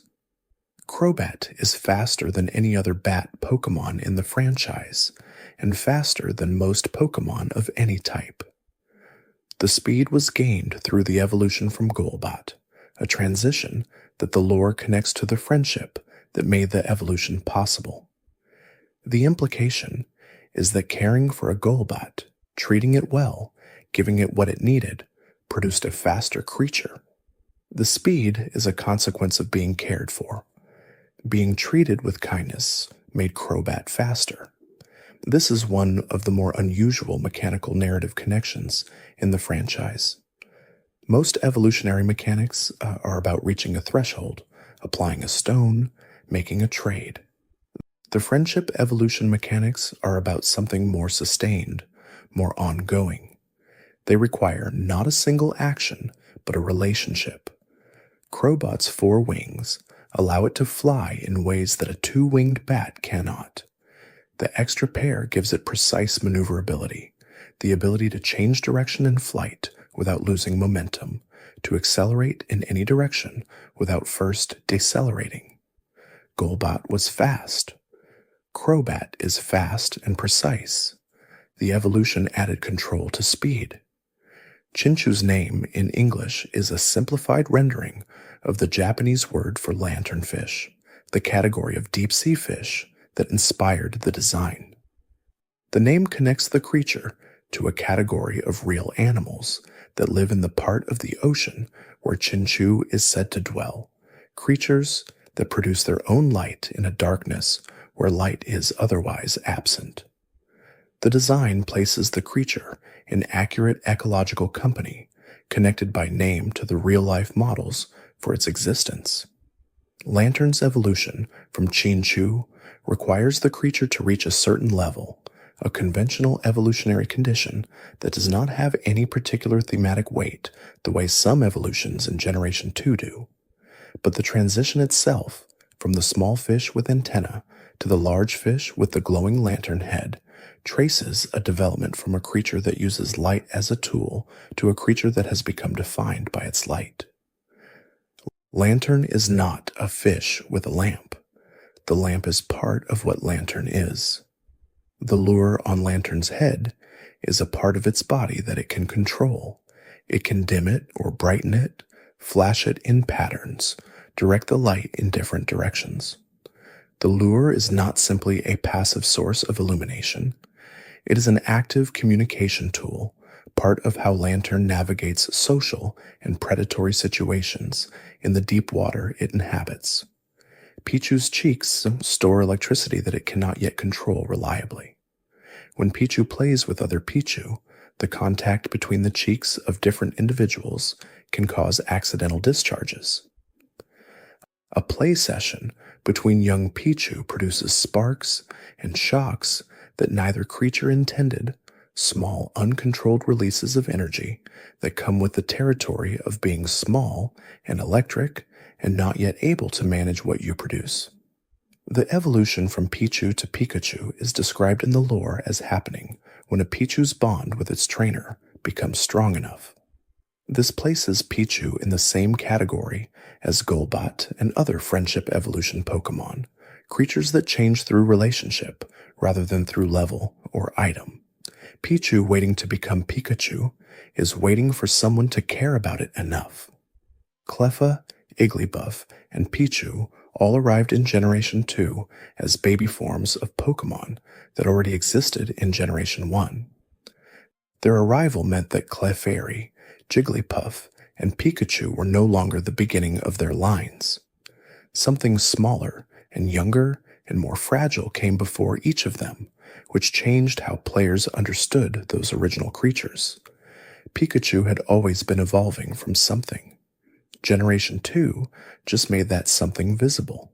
The baby Pokémon as a concept was introduced in Generation 2 and defined a new category of creature, smaller, weaker, unevolvable through standard means, obtainable only through breeding. They exist at the edge of the game's systems, present but requiring specific conditions to access and maintain, which gives them a slightly different relationship with players than creatures encountered in the wild. Cleffa's name comes from clef, the musical symbol used in sheet music notation, and the suffix that suggests smallness. Clefairy's name comes from the same source and adds fairy to it. The whole line is built on musical imagery, which connects to the creature's association with the Mount Moon area and the musical connection that runs through the Pokédex entries, suggesting that Clefairy gather and dance under the full moon. The moon is important to multiple Pokémon in both the Kanto and Johto regions. The Moonstone evolves Clefairy and Nidorina and several other creatures. Espeon evolves during the day and Umbreon at night, the cycle of light and dark encoded in their evolutionary conditions. Lunatone was still years away, but the moon had already shaped the world of Pokémon before the games had been out for a full generation. Togepi was originally found as an egg in the anime before the games containing Togepi were released.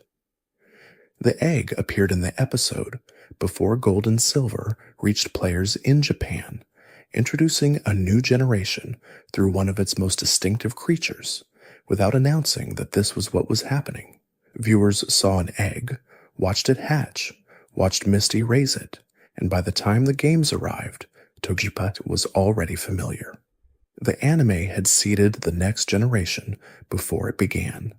The spike pattern on Togepi's body is described in some entries as a visual record of the positive emotions it has absorbed and stored. Each spike contains concentrated happiness, and the creature releases that stored energy into the people and Pokemon around it. Togepi is not generating happiness freshly in each moment. It is distributing a reserve it has been building, releasing what it has collected from moments of joy it experienced earlier. Togetic's ability to sense the emotions of those around it and its habit of appearing before kind-hearted people creates a system of selection. Togetic is not distributed randomly through the world. It gravitates toward places where the emotional environment is one it finds welcoming. Over time, this would tend to concentrate Togetic in places that have hosted a lot of genuine kindness and warmth, making them something like a living record of the emotional history of a location. Natu's connection to the psychic type through visual prediction creates an interesting relationship between what the creature sees and what it knows. Natu can see images of the future, according to the Pokédex, but can only see futures that are directly related to the things directly in front of it. It is not a general oracle. It sees the specific future of the specific thing it is looking at. Natu looks at you and sees your near future, not the world's. Zatu's silence is a form of mourning, according to some interpretations of its Pokédex entries. It sees the future and knows that much of what it sees is sad or difficult, and this foreknowledge produces a stillness that looks from the outside like peace, but may be closer to acceptance. A creature that has already seen what is coming and has decided that there is nothing useful to say about it stands in silence, not because it has nothing to communicate, but because communication would not help. The design of Zatu incorporates the visual language of certain traditional art forms in ways that ground the creature in a specific cultural context, while also creating something that functions within the visual language of Pokemon. The result is a creature that looks like it belongs to an older world, to a tradition of depicting powerful or spiritually significant animals in stylized rather than naturalistic form. Marill's small size relative to its evolution created a perception issue when Marill was first circulating in fan spaces as Peekaboo. Fans trying to identify the creature from low-resolution screenshots and early promotional images sometimes misidentified details of its design, assigning characteristics to it that were later corrected when the actual games arrived. The mythology that built up around Peekaboo during those months before Gold and Silver were released was based as much on what fans imagined into the blurry images as on what those images actually showed. Azumarill's spherical shape and its pattern of circles create a visual design that is built around one simple geometric element repeated at different scales. The body is a large sphere. The ears are smaller spheres. The pattern on the body is made of circles. The bubble imagery that appears in its water type, move animations, fits naturally into this visual system. Azumarill is designed from circles, and everything it does visually extends that logic. Sudowoodo's disguise is most effective against creatures or people who are not paying close attention. The texture of its body is too uniform to pass as real wood at close range, and the color, while green-tipped, is not quite right for a living tree. The deception works at a distance and in passing. For observers who are not looking carefully at any individual tree, they walk past. Most travelers do not examine every tree. Sudowoodo relies on this. The water type moves that Sudowoodo cannot use, despite being able to learn some of them through technical machines, create an irony in its design. A creature that is terrified of water, that would be exposed as not a tree by getting wet, can technically learn moves that involve water. The game allows it, while the lore contradicts it. This kind of tension between mechanical possibility and narrative logic appears throughout Pokémon, and Sudowoodo is one of the clearer examples. Politoed calls Poliwag and Poliwhirl to gather through its distinctive voice. The Pokédex entries describe its call as the signal that assembles others of the line, a leadership established through sound rather than through physical dominance. Politoed is not the strongest creature in a physical confrontation. It is the one that calls the others together. Its power is organizational, social, built on communication. The spot on Politoed's belly, the spiral that appears on all members of the Poliwag line, is described in some entries as a visible record of the creature's mood. The intensity and clarity of the spiral changes with the creature's emotional state. A happy Politoed has a cleaner spiral. A distressed one has a murkier one. The emotional interior is written on the surface of the body in a mark that most creatures would not know how to read. Hoppip clusters with other Hoppip in high places to avoid being separated by wind. When a strong gust approaches, they link together, forming a connected group that is harder to blow apart than any individual member would be alone. The instinct to find others and hold on when the wind picks up is a behavioral trait that the design encodes as a fundamental part of how these creatures survive. Skiploom raises and lowers its petals in response to temperature and light, which gives it a constantly changing appearance through the day. In the morning, when it is cooler, the petals sit lower and closer to the body. As the day warms, they rise and open. By the time the sun is high, Skiploom looks like a different creature than it did at dawn. The design implies a creature in constant quiet motion, always adjusting, always in the middle of becoming something slightly different. Jumpluff releases cotton spores from its pom-poms as it travels, seeding new plants in every location it passes through. The creature's wandering is not purposeless.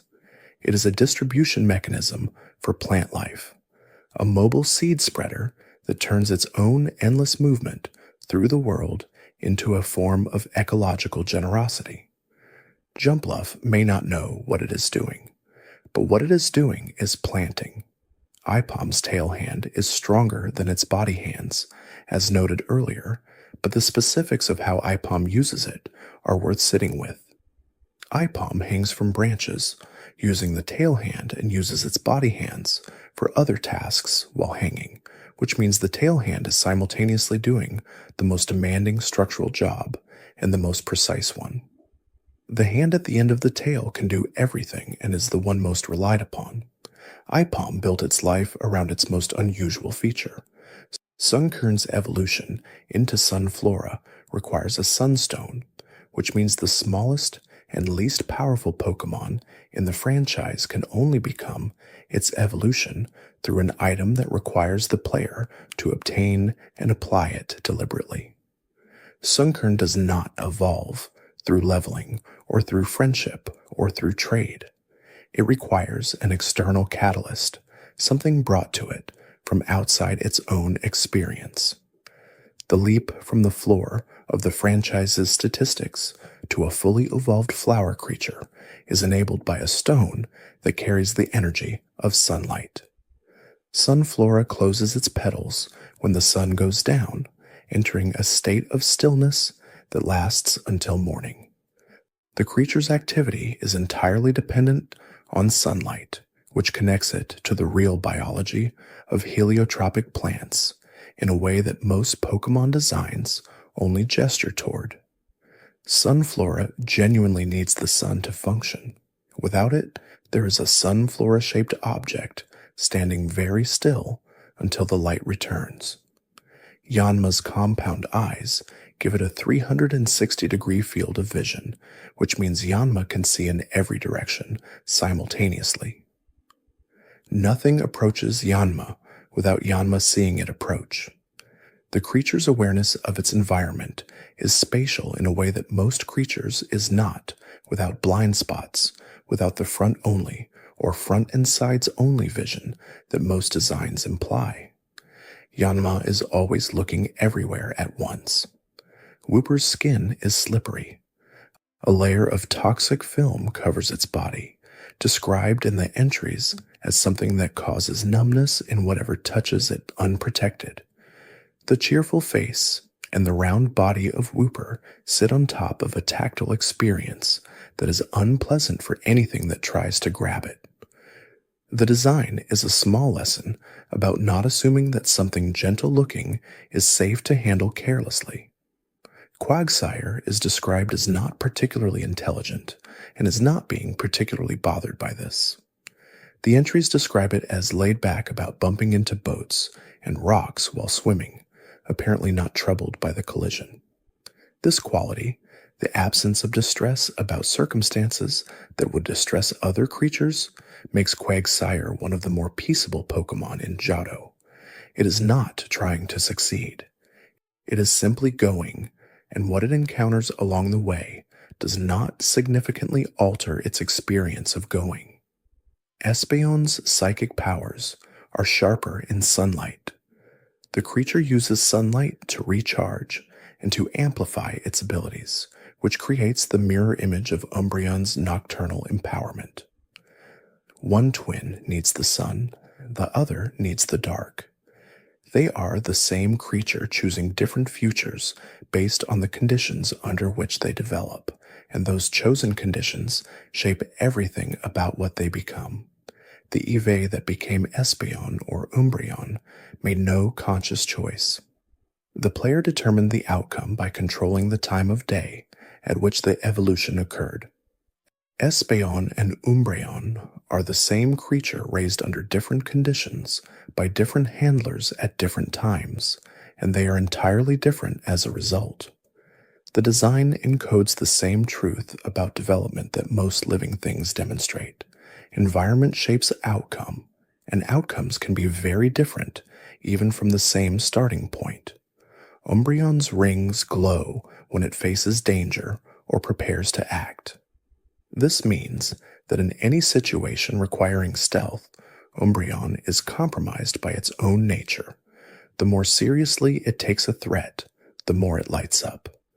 The rings announce the creature's alertness. A Pokemon designed for the dark, that glows in the dark when it most needs not to, is carrying a design contradiction that the game resolves simply by making Umbreon fast and powerful enough that stealth is not always necessary. Murkrow's hat-like head shape connects it to a specific tradition of bird symbolism, in which dark birds with distinctive silhouettes represent misfortune, concealment, or the edge between the living world and whatever lies beyond it. Murkrow was placed in the game as a nocturnal Pokemon appearing in locations associated with darkness or transition, which fits this tradition. It guards something, collects something, carries something. The bad luck associated with Murkrow is not random cruelty, but part of a pattern, the kind of misfortune that follows from getting too close to certain thresholds. Honchkrow, the evolution added in Generation 4, leads groups of Murkrow by voice alone. It sends out a distinctive call before sunrise, and every Murkrow that hears it assembles and waits for direction. Honchkrow delegates the work of collecting to the Murkrow it commands, while taking the most valuable things for itself. The evolutionary line moves from the omen bird to the crime boss, from the symbol of misfortune to the organizer of misfortune. Slowking was discovered by humans who noticed that Shelder-bitten Slowpoke sometimes stood upright and spoke in ways that Slowpoke without a Shelder head attachment did not. The investigation of this phenomenon eventually led to the understanding that the combination of Shellder venom and Slowpoke's unique brain chemistry produced the enhanced intelligence that Slowking displays. The discovery of Slowking was not a matter of finding a new creature. It was understanding what was already happening to a known one. Slowpoke's tail is considered a delicacy in the Pokemon world. Team Rocket in Gold and Silver was involved in the harvesting of Slowpoke tails from Slowpoke that were living in the Slowpoke well.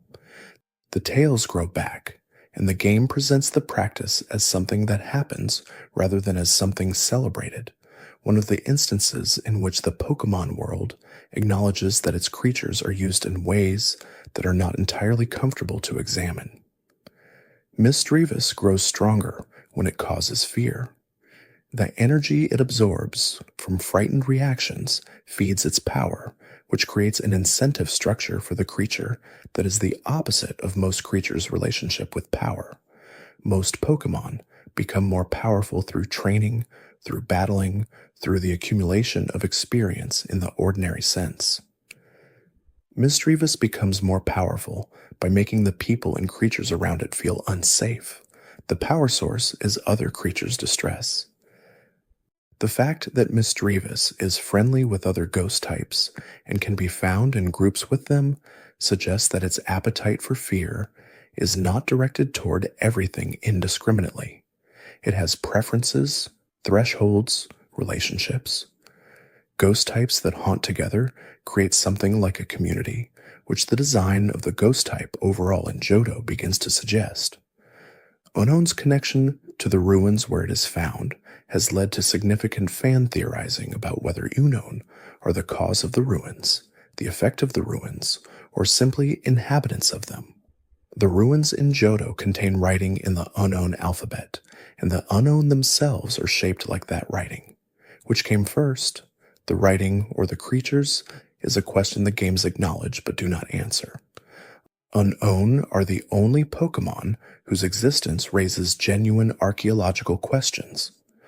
Wobbuffet's name, particularly its German name Boingenau, and the phrase it frequently shouts in the anime, its own name elongated into a declaration, have become one of the most recognizable sounds associated with the animated series. The creature has made its own name into a form of communication, repeated so consistently and with such commitment that the name itself has become its primary expression. Girafarig's double-headed nature means that it cannot sleep safely in the conventional sense.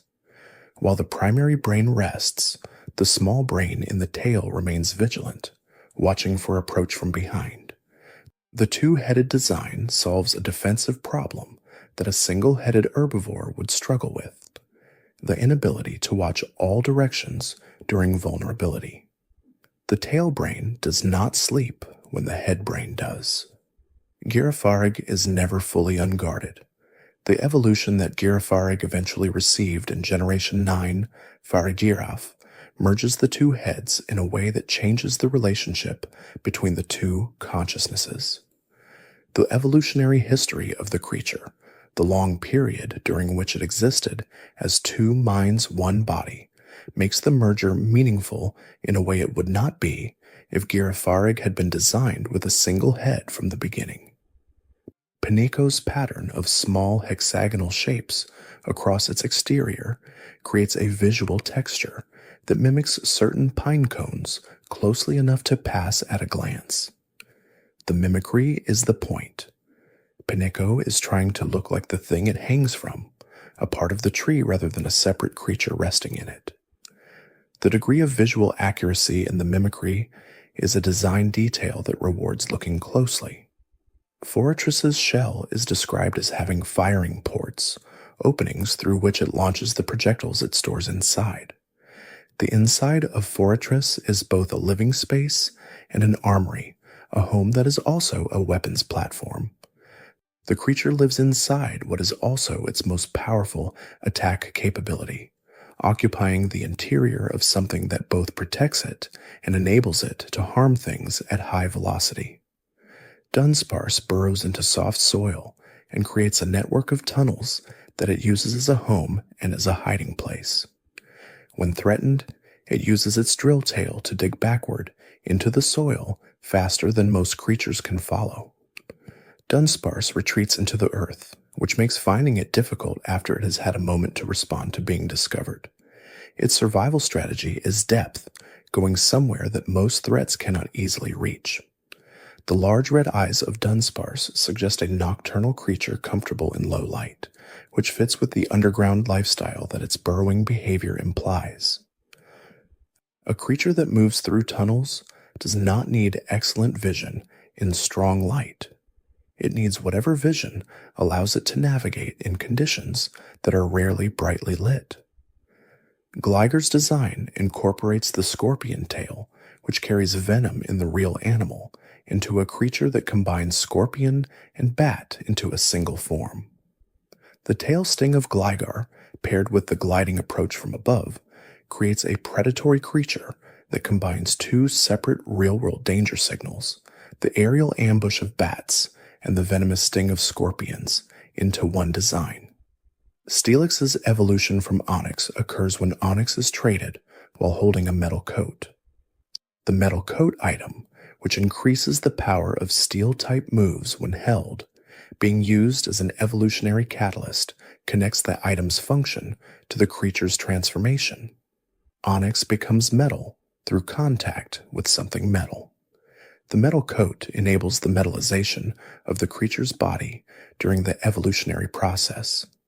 Snubble's resemblance to a French bulldog or similar brachycephalic breed creates a visual connection to real animals that are simultaneously slightly absurd-looking and deeply beloved. The design captures something about how creatures that look fiercest on the outside are sometimes the most affectionate on the inside, a reversal of the visual expectation that the Pokédex entries make explicit. Granbull's jaw is so heavy that its head droops slightly. The entries note that Granbull rarely opens its mouth because of this, which means that the creature's most visually dramatic feature, the enormous fangs, is also the feature it is least inclined to display. The power is there. The creature simply finds it more comfortable not to show it.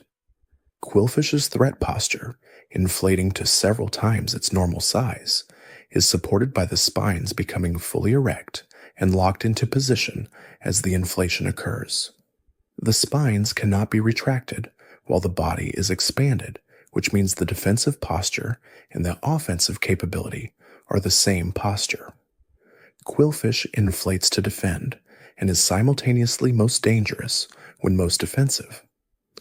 Skeizer's pincers operate at a pressure that can crumple steel, according to the Pokédex entries.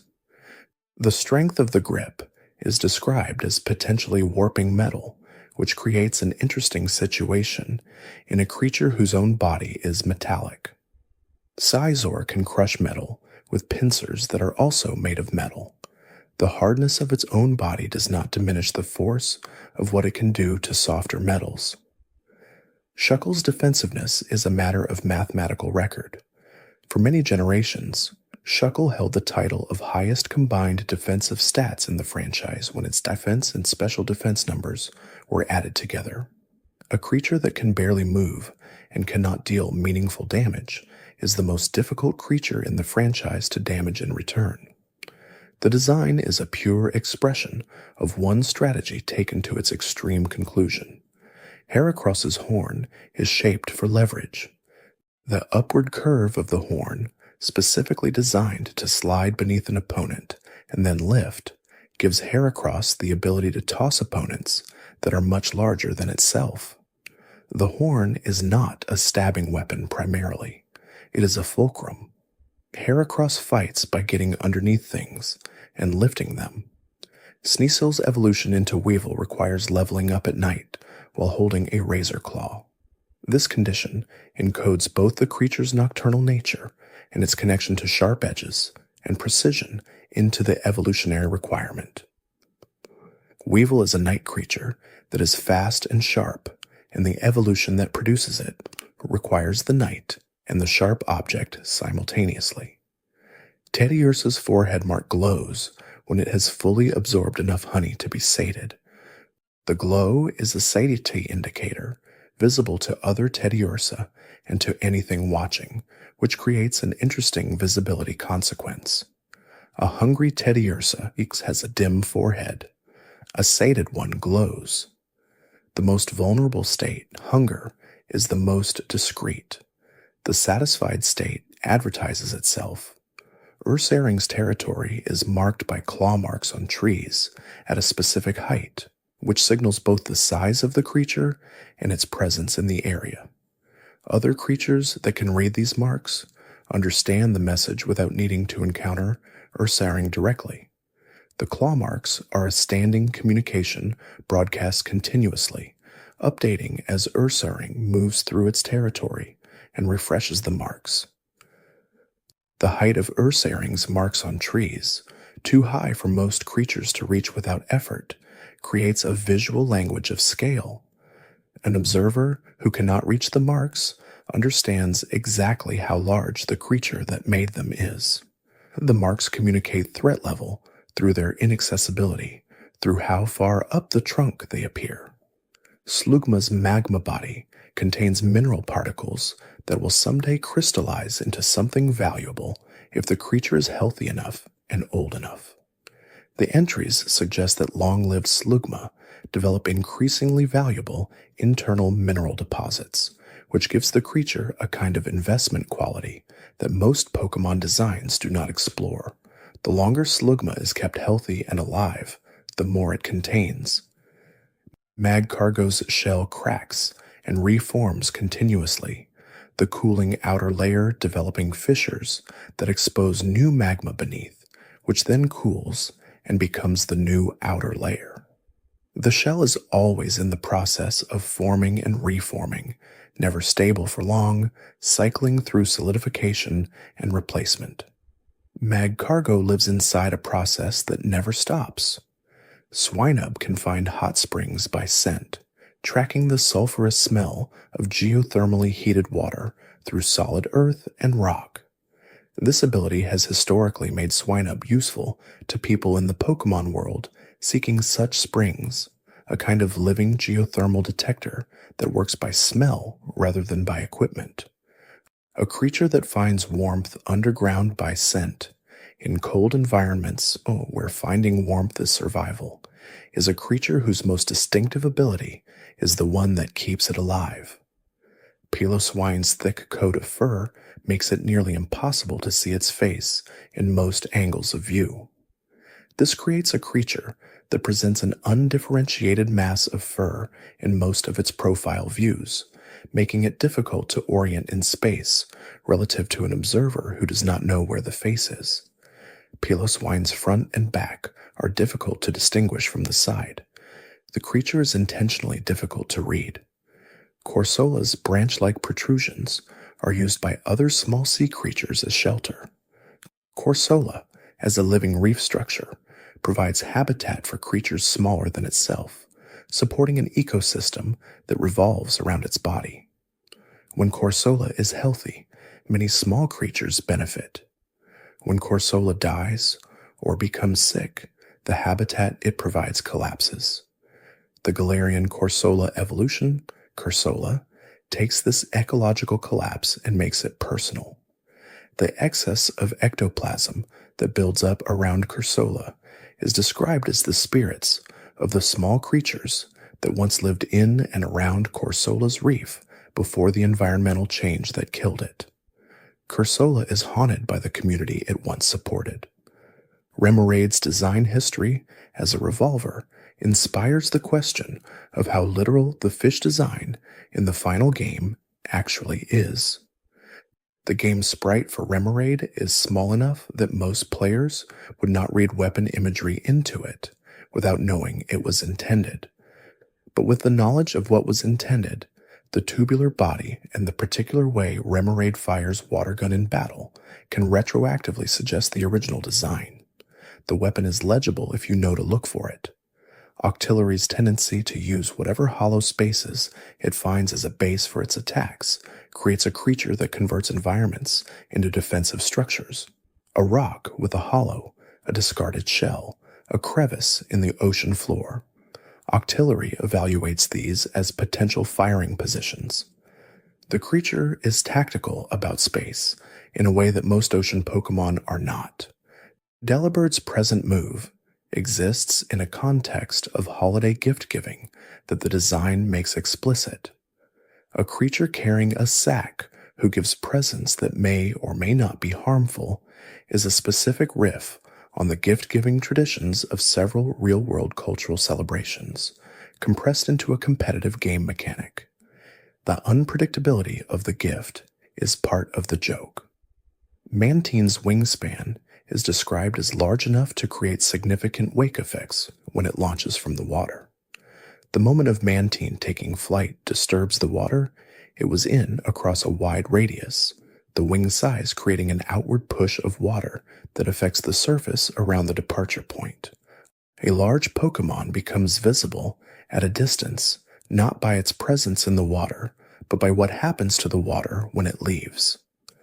Skarmory's ability to withstand the weight of a rider is noted in the Pokédex entries, which describe trainers in the past using Skarmory as mounts. A steel bird capable of flight and capable of supporting a human rider is a design that places Skarmory at the intersection of weapon and vehicle, a creature that was useful to humans as both transportation and as a source of material. Houndour's pack hunting behavior creates a specific danger profile. A single Houndour is manageable. A pack that has divided roles, with some members flushing prey and others waiting for the target to run into them, creates a coordinated threat that is qualitatively different from an equivalent number of isolated Pokémon. The pack is smarter than any individual in it. Houndoom's chain imagery, the bones visible in its tail, and the horns that curve backward from its skull, creates a design that suggests imprisonment, something bound or wearing the marks of binding. This connects to the infernal imagery that runs through the design without requiring the game to be explicit about what those visual references mean. Kingdra, as previously noted, once had arms. What would those arms have done? The seahorse shape of Kingdra's final design is elegant and self-contained, but a version of Kingdra that reached outward with limbs would have been a different kind of creature, one less dependent on the power of its dragon breath and its aquatic speed. The arms were removed, yes, and Kingdra became more compact, more concentrated, more itself. Phanpy's ears are used as fans. When the temperature is high, Phanpy flaps its large ears rapidly, generating airflow that cools the creature. The ears are acoustic organs that also function as climate control systems, serving two purposes with one structure. Pokémon design often finds this kind of dual function in a single body part, using the constraint of a specific visual design to generate multiple meanings. Donphan's trunk is used for picking up objects and for curling its body into its signature rolling attack. The trunk that wraps around prey items also wraps around the creature's own body when it accelerates into a ball. The feature that serves as a grasping organ also serves as the trigger for the creature's most dramatic offensive movement. Donphan's tusks grow throughout its life, getting longer as the creature ages. This means that tusk length is a rough indicator of a Donphan's age, and that older Donphan are both more powerful and more visually distinctive. The tusk growth over a lifetime creates a creature that wears its history on its face in a way that is measurable. Porygon 2's improvement over Porygon was described in the entries as an upgrade, but the nature of what was improved is interesting. Porygon was created to navigate cyberspace and to operate in virtual environments. Porygon 2 improved on that model, but the specific improvements are described in terms of emotional range and behavioral adaptability rather than computational power. The upgrade made Porygon more feeling rather than more calculating. Stantler's connection to Northern European seasonal traditions is visible in its design, which echoes imagery associated with winter celebrations and the mythology of gift-giving that surrounds them. The antlers, the size, the gentle demeanor in most depictions. Stantler reads as a Pokemon designed to exist at the edge of something festive. This connection has been explored explicitly in later games that place Stantler adjacent to winter holiday content. Smeargle's Pokedex number and its position in the Johto roster place it shortly before the legendary beasts and the legendary birds and Ho-Oh and Lugia. This proximity to the legendary section of the Johto Pokedex gives Smeargle a transitional quality in the ordering the last of the ordinary creatures before the section of truly exceptional ones begins. The painter that comes just before the divine, Tyrogue's pre-evolution status relative to all three Hitmon Pokemon creates a design consideration for the trainer. The Pokemon you receive as Tyrogue will become one of 3 different creatures depending on how you raise it. Choosing to raise Tyrogue's attack more than its defense is itself a choice about what kind of creature you want to have. The player's behavior shapes the Pokemon's identity in a way that is more ongoing than most evolutionary conditions. Hitmontop's spinning combat style connects it to real martial arts traditions in which rotational momentum is used to generate power without requiring large muscle mass or a particularly powerful individual strike. The spin multiplies force through velocity, allowing a smaller or lighter practitioner to generate more power than their size suggests they should be able to produce. Smoochum's psychic abilities begin developing from birth, which makes it one of the few Pokemon whose supernatural capabilities are present before its physical development is complete. A baby Pokemon with active psychic powers is in some ways more capable of influencing its environment than a physically mature creature that is still developing its abilities. The power is running before the creature is fully formed. Elekid's rotational arms, when spinning fast enough, generate enough electricity to power a small building. The creature's body is a generator running on its own motion, producing more energy than it needs for its own use. The excess electricity radiates outward, creating the visual effect of sparks and the sensory effect of static that surrounds the creature. Magby's connection to the Magmar line means it exists in a generational context with 2 other creatures, the mid-stage Magmar and the final form Magmortar. The line moves from the small and relatively unstable flame of Magby through the more controlled but still volatile Magmar to the heavy-limbed and deliberately powerful Magmortar. The flame becomes more controlled and more deliberate at each stage, less a feature of the creature's body and more an expression of the creature's will. Miltank's milk is described in some entries as so rich that consuming it provides energy equivalent to a full meal, even in small amounts.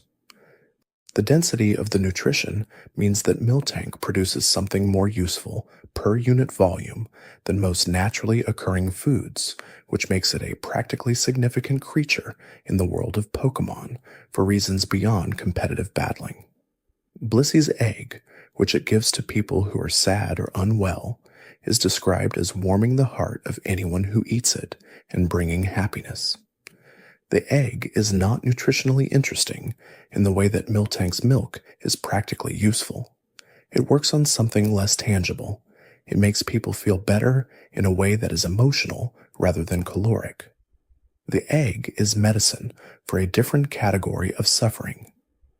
Raikou's speed is described in the entries as allowing it to run faster than lightning, which is to say faster than light, which is physically impossible even within the generally flexible physics of the Pokemon world.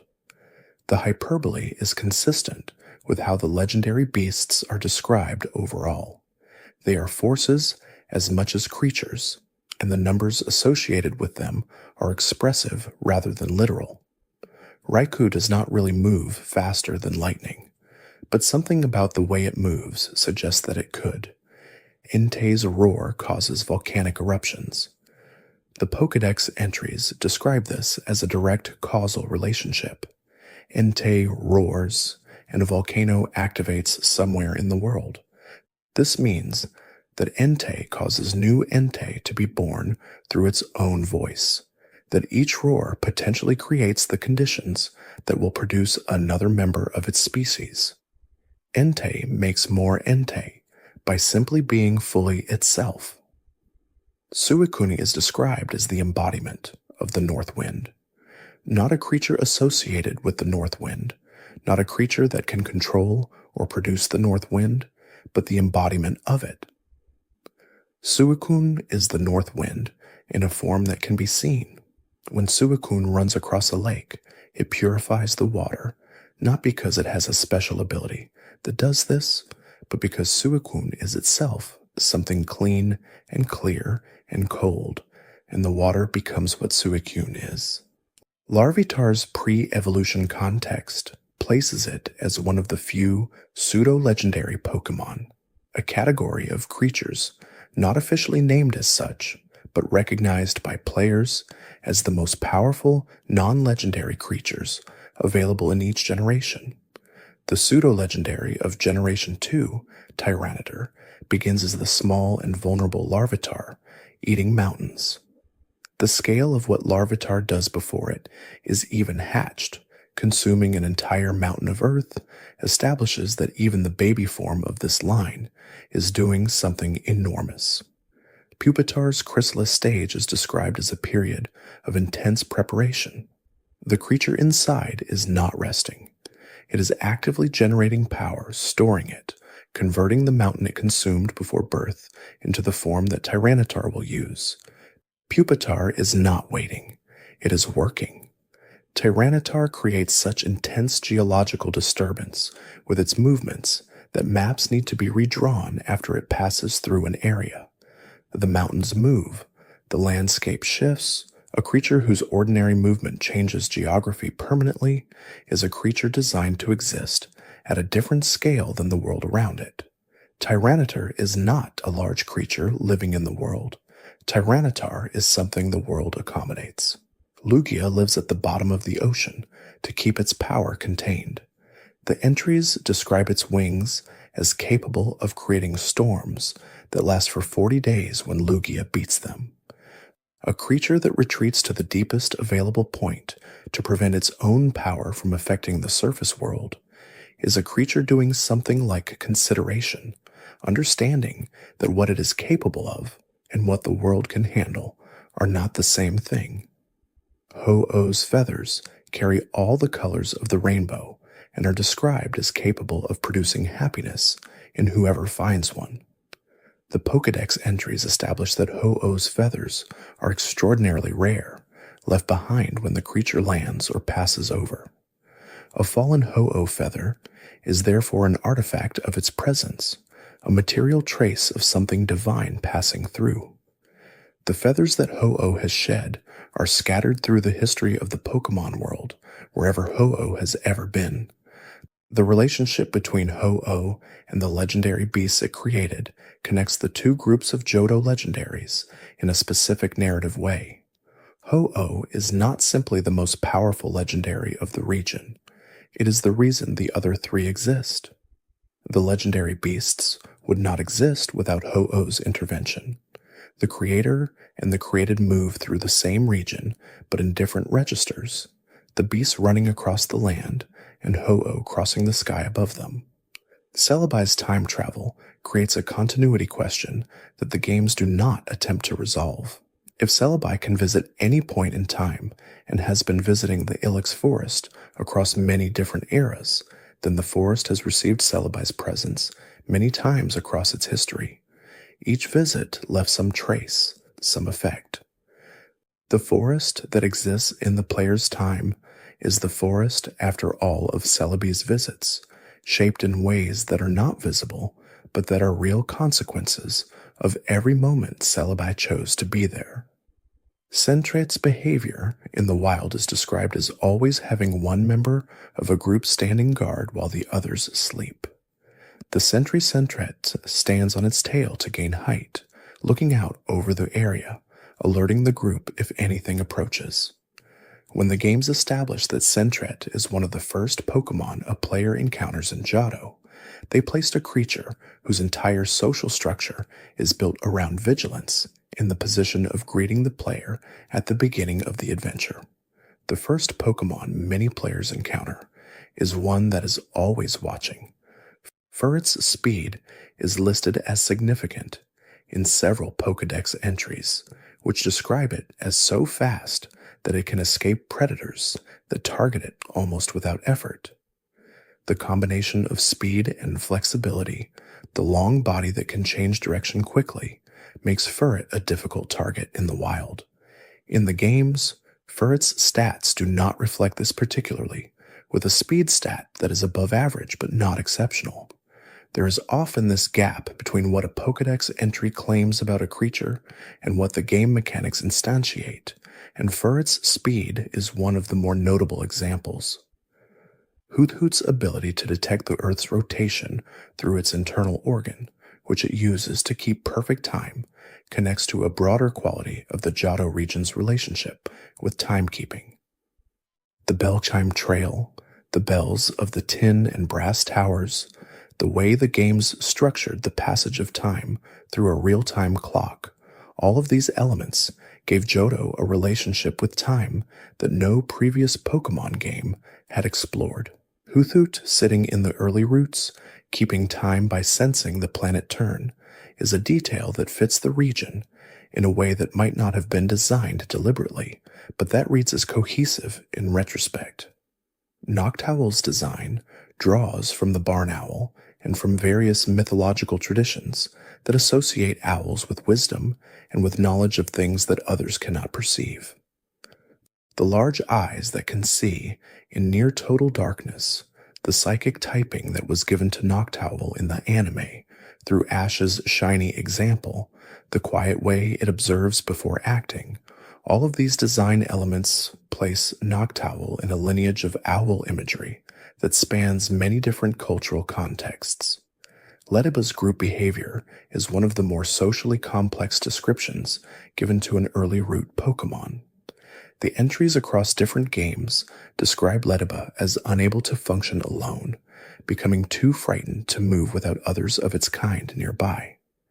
They communicate through scent, produced by glands under their legs, and the specific blend of scents they create together determines the group's mood and coordination. A Pokémon that can only be itself within a community, that requires the presence of others to access its own capacity for action, is a social design concept that goes further than most early root creatures. The transition from Lediba's helplessness alone to Ledian's more capable independent existence suggests that something changes between these two stages that is not just physical. Ledian can act without others, can move through the world with confidence that Lediba cannot find without a group.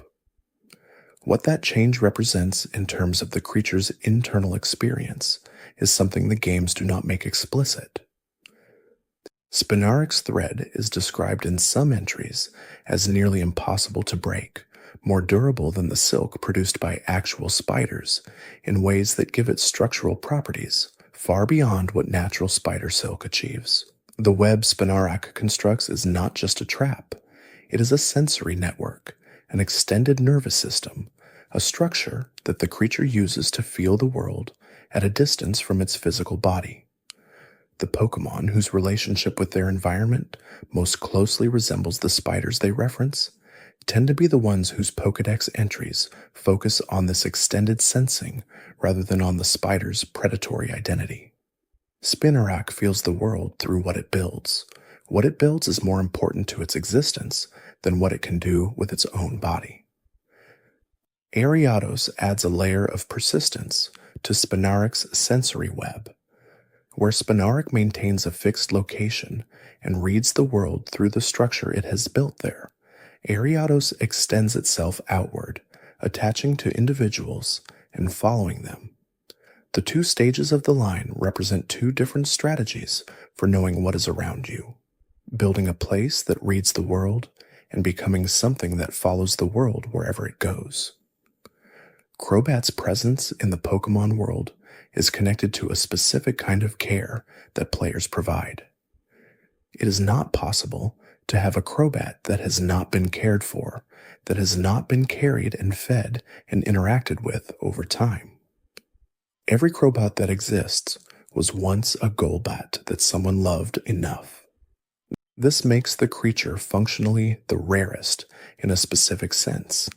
It cannot be found in the wild as Crobat, only as Golbat, and the path from one to the other passes through a relationship. The mechanics of friendship in the games measure something that functions as an analog for genuine care. The numbers increase when you use items on the Pokemon, when you walk with it, when you allow it to participate in battles without letting it faint. The numbers decrease when you let it faint. When you feed it herbal medicines it dislikes. The system is crude, but the concept it encodes is one of the more interesting mechanical statements in the franchise, that certain forms of becoming require being cared for first. Chinchu's antennas serve as both an offensive and communicative organ simultaneously. The positive and negative charges at their tips allow Chinchou to both paralyze prey and signal to other Chinchou using bioluminescent patterns. The two functions, attack and communication, use the same physical structure in ways that are specific to the creature's deep-sea existence. In an environment where sound travels differently and light is the primary medium of information, having a signaling system that is also a weapon is an adaptive efficiency that the design captures. Lantern, which can produce light powerful enough to illuminate the ocean floor significantly around itself, is also described as capable of luring prey toward that light. This creates a situation where Lantern's primary capability, light production, serves simultaneously as a way of seeing, a way of being seen by potential prey, a way of signaling to others, and presumably a way of being found by things that hunt light-emitting creatures. Every advantage Lantern has is simultaneously a form of vulnerability, which is true of many creatures in actual deep-sea environments. Pichu and electricity have a relationship defined by imperfect control rather than by power. The charge builds in Pichu's body without the creature directing it, and discharges at unexpected moments, sometimes shocking Pichu itself in the process.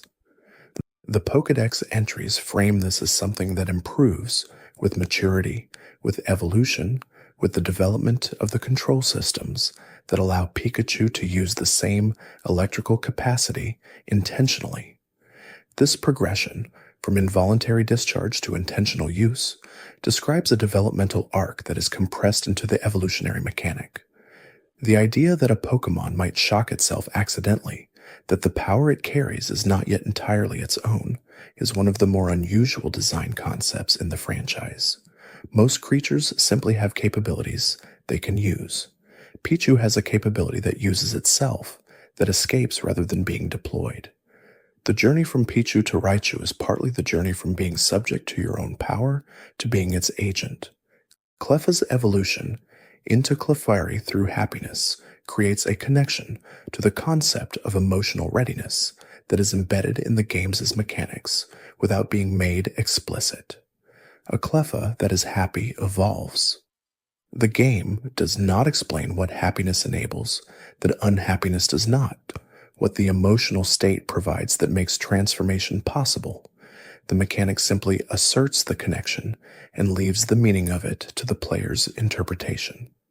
Clefairy, as the almost mascot of the franchise, carries a parallel history to Pikachu's that most players encounter only in retrospect. The early promotional materials for Pokémon, the early design documents, the earliest public-facing representations of what the franchise would be, often featured Clefairy rather than Pikachu in the central position. Pikachu's ascent to mascot status came partly through the anime's decision to make it Ash's starter partner, and partly through the specific quality of Pikachu's design that translated across cultural contexts more effectively than Clefairy's more specifically Japanese fairy tale aesthetic. Igglybuff and the Jigglypuff line carry a relationship with music that the games have always used as one of the defining characteristics of the design. Jigglypuff's Sing move, which puts opponents to sleep, and which the anime used as a recurring joke involving Jigglypuff's response to its audience falling asleep, is the most famous expression of this. Igglybuff's development as a pre-evolution added a stage before the singing begins in earnest, a stage where the capability is presumably present but not yet fully expressed. The image of Jigglypuff performing and then drawing on its opponent's face when they fall asleep during the performance became one of the most recognized recurring gags in the Pokemon anime's early seasons. The creature's commitment to its own performance and its specific response to the audience's failure to stay awake for it creates a character that is simultaneously charming and slightly alarming in its priorities. Togepi evolving into Togetic carries a condition that is described in the Pokédex as connected to the creature's fundamental nature. Togetic rises into the sky and scatters happiness particles onto kind-hearted people. This is not something it chooses. It is the thing Togetic is, expressed in the behavior it pursues without deliberate decision. A creature that is constitutionally oriented toward giving away what it carries is one of the more interesting character designs in the franchise because it removes self-interest from the equation entirely. The fact that Togepi was carried by a character in the anime for years before it evolved is meaningful in this context. Misty's Togepi eventually evolved, eventually became Togetic, eventually fulfilled its nature by rising to scatter happiness somewhere it was needed. The creature's long period as an unevolved companion in someone's arms was its preparation for the moment when it could do the thing it was always meant to do. Natu's ability to see the future is described in the Pokédex with a specificity that makes it difficult to process. It does not simply have premonitions or general foreknowledge. It can see a specific range of future events, past and future simultaneously, and it stands still because it is watching both directions of time at the same moment. The stillness is not passivity. It is concentration, the suspension of present moment movement in favor of the full attention required to perceive two temporal directions simultaneously. Zatu extends this into a melancholy. The creature knows what is coming and stands motionless because the weight of future knowledge has made action feel redundant. If you know the outcome before the effort begins, the effort changes in meaning. Zatu's stillness might be the posture of a creature that has seen where every path leads and has not found one worth the movement to pursue. Marill's small round body has a specific adaptive function described in its Pokédex entries. The round shape, maximally compact relative to surface area, is filled with a body fat that is lighter than water, allowing Marill to float effortlessly and to navigate fast currents without being swept away. The design that looks most like a simple ball is the design that is most perfectly suited to the aquatic environment it inhabits. This is the kind of functional elegance that appears throughout Pokemon design when the visual simplicity of a creature is actually a precise encoding of its ecological adaptation. Azumarill's bulk, both physical and statistical, is one of the more deceptive qualities in its design. The creature looks like something soft and approachable, a blue ball with ears and a striped tail.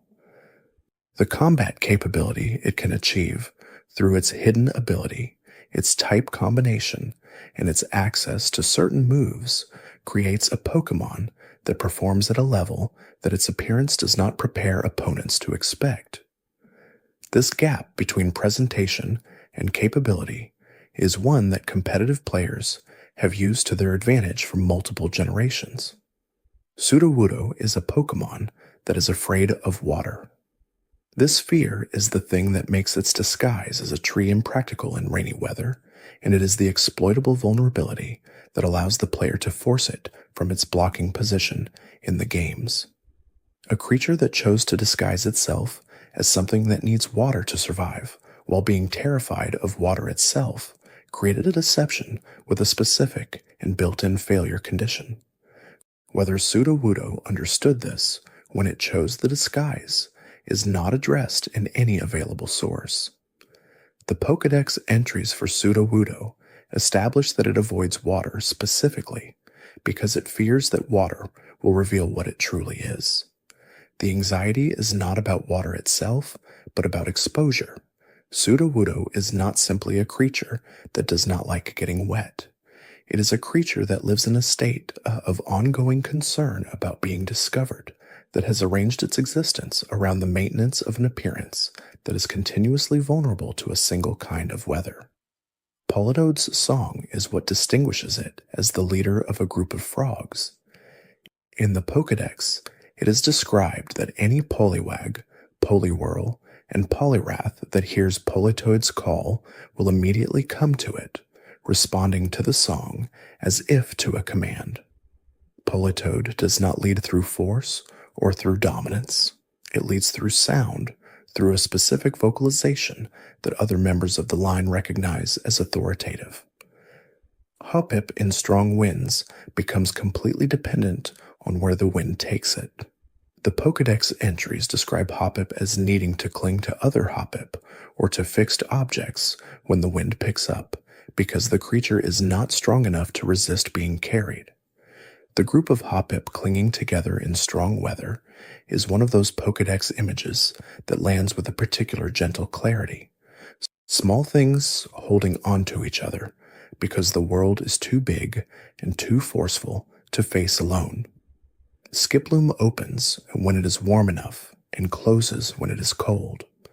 The bloom on its head is a temperature sensor expressed in physical form, opening and closing in response to the environment in a way that makes the creature's internal state visible from the outside.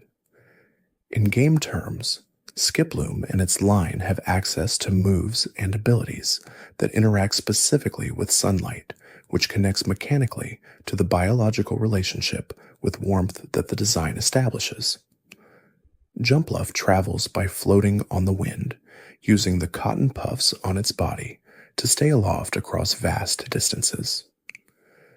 The Pokédex entries establish that Jumpluff can travel around the world on a single favorable air current if the conditions are right, releasing spores as it goes that drift and settle wherever the wind eventually delivers them.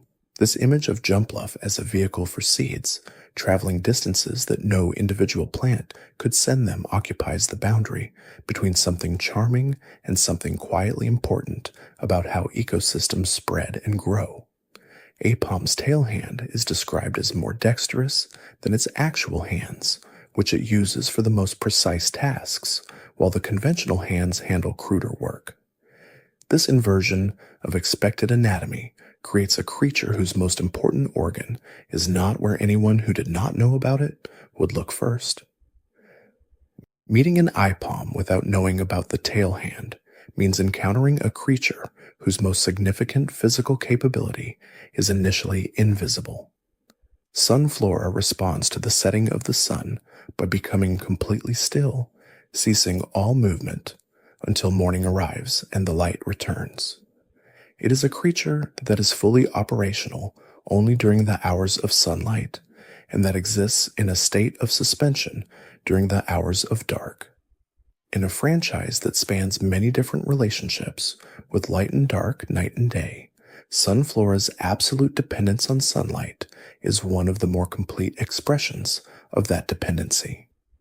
Sunkern and Sunflora together form one of the evolutionary pairings that requires a specific item to trigger. The Sunstone, an item found in limited quantities through gameplay, turns Sunkern into Sunflora. Items that are required for evolution create a different kind of developmental story than leveling up, because the change happens from outside rather than through accumulation. Sunkern does not grow into sunflora through experience. It is transformed by a specific kind of energy applied from an external source. The sunstone itself, as an item that appears across multiple generations and applies to multiple evolutionary lines, carries a thematic consistency. The Pokemon that evolve from it tend to be ones with a particular relationship to warmth and light. The item functions as a design statement as much as a gameplay mechanic, grouping certain creatures together through the condition of their becoming. Yanma's wing speed creates shockwaves that are described as capable of shattering glass and windows some distance from where Yanma is flying. This is framed in the Pokédex as incidental damage, something Yanma causes without intending to, a side effect of the speed required for its flight, rather than a targeted capability. Many Pokémon cause incidental damage simply by existing at their full capacity, and Yanma is one of the more evocative examples, the glass breaking in buildings as something fast passes by outside. Wooper's body is coated in a mucous membrane that prevents the electricity it can generate from harming its own body. When the mucus dries out, Wooper becomes vulnerable to its own electrical discharges. This creates a situation where maintaining the coating is an ongoing necessity rather than a permanent condition, where Wooper must actively preserve what protects it from itself. Quagsire's spaciousness in the game's competitive landscape has been a consistent quality across many generations. The creature's defensive typing, its access to recover, and its ability water absorb or unaware, depending on the generation, have made it a surprisingly consistent presence in certain competitive formats, despite its seemingly unremarkable stat distribution. Quagsire is the example most often cited of a Pokemon that performs significantly better than its numbers suggest because of the specific mechanical properties of its abilities. Espeon's forked tail, as a sensory organ reading air currents and subtle environmental changes, creates an image of a creature that is constantly analyzing the environment through a physical structure rather than through deliberate thought. The psychic capabilities that Espeon is known for are presented in this context as extensions of a more fundamental sensitivity to the world, an amplification of sensory information into prediction and anticipation. Umbreon's rings serve as both a warning and a communication system. The glow intensifies when Umbreon is ready to act, when its adrenaline rises, when it is preparing for confrontation. This makes the rings visible to anyone watching, which functions as a threat display, but also as a kind of honesty about intent. Umbreon signals what it is about to do. The glowing announces the action before it occurs, which in the context of a nocturnal predator in darkness is either a limitation or a deliberate intimidation strategy. The dark typing that Umbreon carries has a specific place in the generation that introduced it. Generation 2 was the generation that introduced Dark and Steel as types, partly to address balance issues with psychic types that had dominated Generation 1's competitive landscape. Umbreon, as a dark type that evolves through a bond of friendship and operates most effectively at night, was a design that used the new type not to create a straightforward offensive threat, but to create a defensive presence that embodied the dark type's thematic quality of operating outside conventional expectations. Murkrow's hat is not a hat. The pointed shape on its head is a natural feature of the creature's plumage, styled in a way that resembles the hat associated with witches in certain Western folklore traditions. The design encodes the association between birds of ill omen and practitioners of magic in a way that works in both directions. Players who know the witch hat recognize the reference, and players who do not still register something in the silhouette that makes the association available. Honchkrow, Murkrow's evolution, added in Generation 4, extends this into organized crime imagery presenting the evolved creature in a fedora and cape combination that reads as mob boss as clearly as Murkrow reads as witch. The line across its two stages spans two different cultural frameworks for organized shadowy authority, which creates a design continuity that makes the evolution feel inevitable.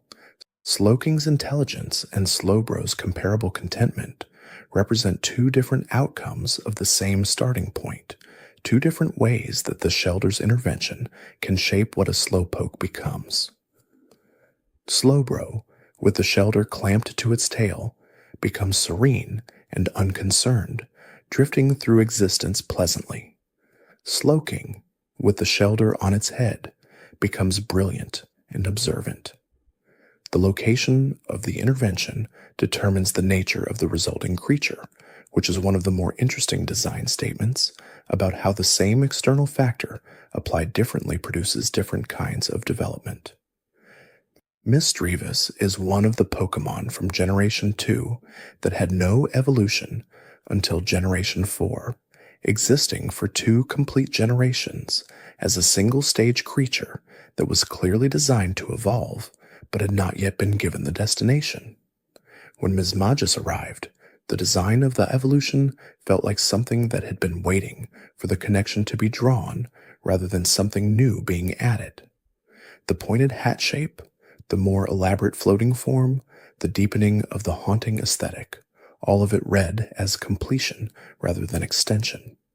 Unown's connection to the ancient ruins of Johto and to the legend of the Pokémon that shaped the world gives it a lore significance that is disproportionate to its mechanical utility in the games. The creature that cannot do anything useful in battle, that exists in 28 forms corresponding to an alphabet, is also the creature that appears in ancient stone inscriptions, and that is described in some lore as being connected to the creation of the world itself. The gap between what Unown can do in a battle and what Unown is in the mythology of the Pokémon universe is one of the largest of any creature in the franchise.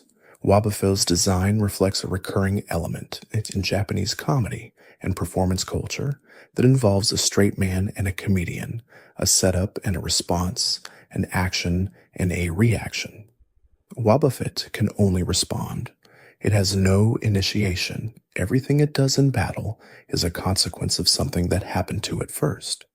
The design encodes this response-only existence into both the creature's mechanics and its most famous behavior in the anime, where Wobbuffet's enthusiastic agreement with whatever has just been said became one of the running comedic elements of Team Rocket's presentation. Girafarig's dual-headed design creates a creature with two distinct centers of awareness operating simultaneously. The primary head sees what is in front and processes it with the full complexity of the creature's main consciousness. The tail head, smaller and less sophisticated, reacts to what is behind. Between the two, nothing can approach Girafarig without being detected from one direction or the other. The two-headed design is not a visual gimmick, but a functional arrangement that addresses the specific vulnerability of any creature that cannot watch in all directions simultaneously. The tail head's independence, its ability to bite without the primary head's knowledge or direction, suggests that Girafarig carries within it a kind of dissociation between its two awareness centers. The primary head is having one experience. The tail head is having a different one. Whether Girafarig experiences this as unified or as something more fragmented is one of those design implications the games leave permanently open. Pineco's defensive strategy of exploding when threatened is one that appears in various forms across the Pokémon franchise, but Pineco uses it with a particular casualness that makes it distinctive. When approached by potential threats, Pineco simply detonates. The explosion is substantial. The creature returns to its original state afterward, presumably, though the exact mechanism by which it survives its own explosion is not addressed in available sources. Self-destruction as a defense mechanism implies a relationship with one's own physical integrity that is difficult to understand from the outside. Forretress fires pieces of its outer shell at high velocity without giving any warning that it is about to do so. The launches are described as too fast to see, reaching their targets before anyone watching can register the movement. This is a Pokémon that is visually static, that presents itself as a sealed and passive object that can produce invisible high-velocity projectiles at any moment without any preparation or warning. The design holds an enormous amount of danger inside a presentation of complete harmlessness. The mystery of what is inside Forretress is preserved across its Pokédex entries in a way that feels deliberate. Every entry either focuses on the shell or explicitly notes that the interior is unknown. The game declines to resolve the question, which means that every player who has ever encountered Forretress has been playing with a Pokémon whose fundamental nature was withheld from them by the game's own documentation. Dunsparce's design references the Tsuchinoko, a creature from Japanese folklore described as a fat, short snake with a wider middle than either end, capable of jumping long distances and sometimes said to be able to speak. The Tsuchinoko is one of Japan's most beloved folkloric cryptids, and Dunsparce carries its design influence clearly for players who know what to look for. The stubby body, the drill tail, the wings that allow it to hover briefly. A Pokémon that is a folkloric cryptid from Japanese tradition, disguised as a simple, normal-type Pokémon found in narrow underground passages, is a design that rewards cultural familiarity without requiring it. Gligar's evolution into Gliscor was added in Generation 4 through an unusual condition. Gligar must be holding a Razor Fang item while leveling up at night specifically. The nighttime requirement connects to Gligar's identity as a nocturnal creature, one that glides on warm air currents after dark. The evolution is not just mechanical, but thematically coherent. The night is where Gligar truly belongs, and that belonging is the conditions of its becoming something more. Steelix represents one of the more dramatic evolutions in terms of the transformation of the creature's nature rather than just its appearance.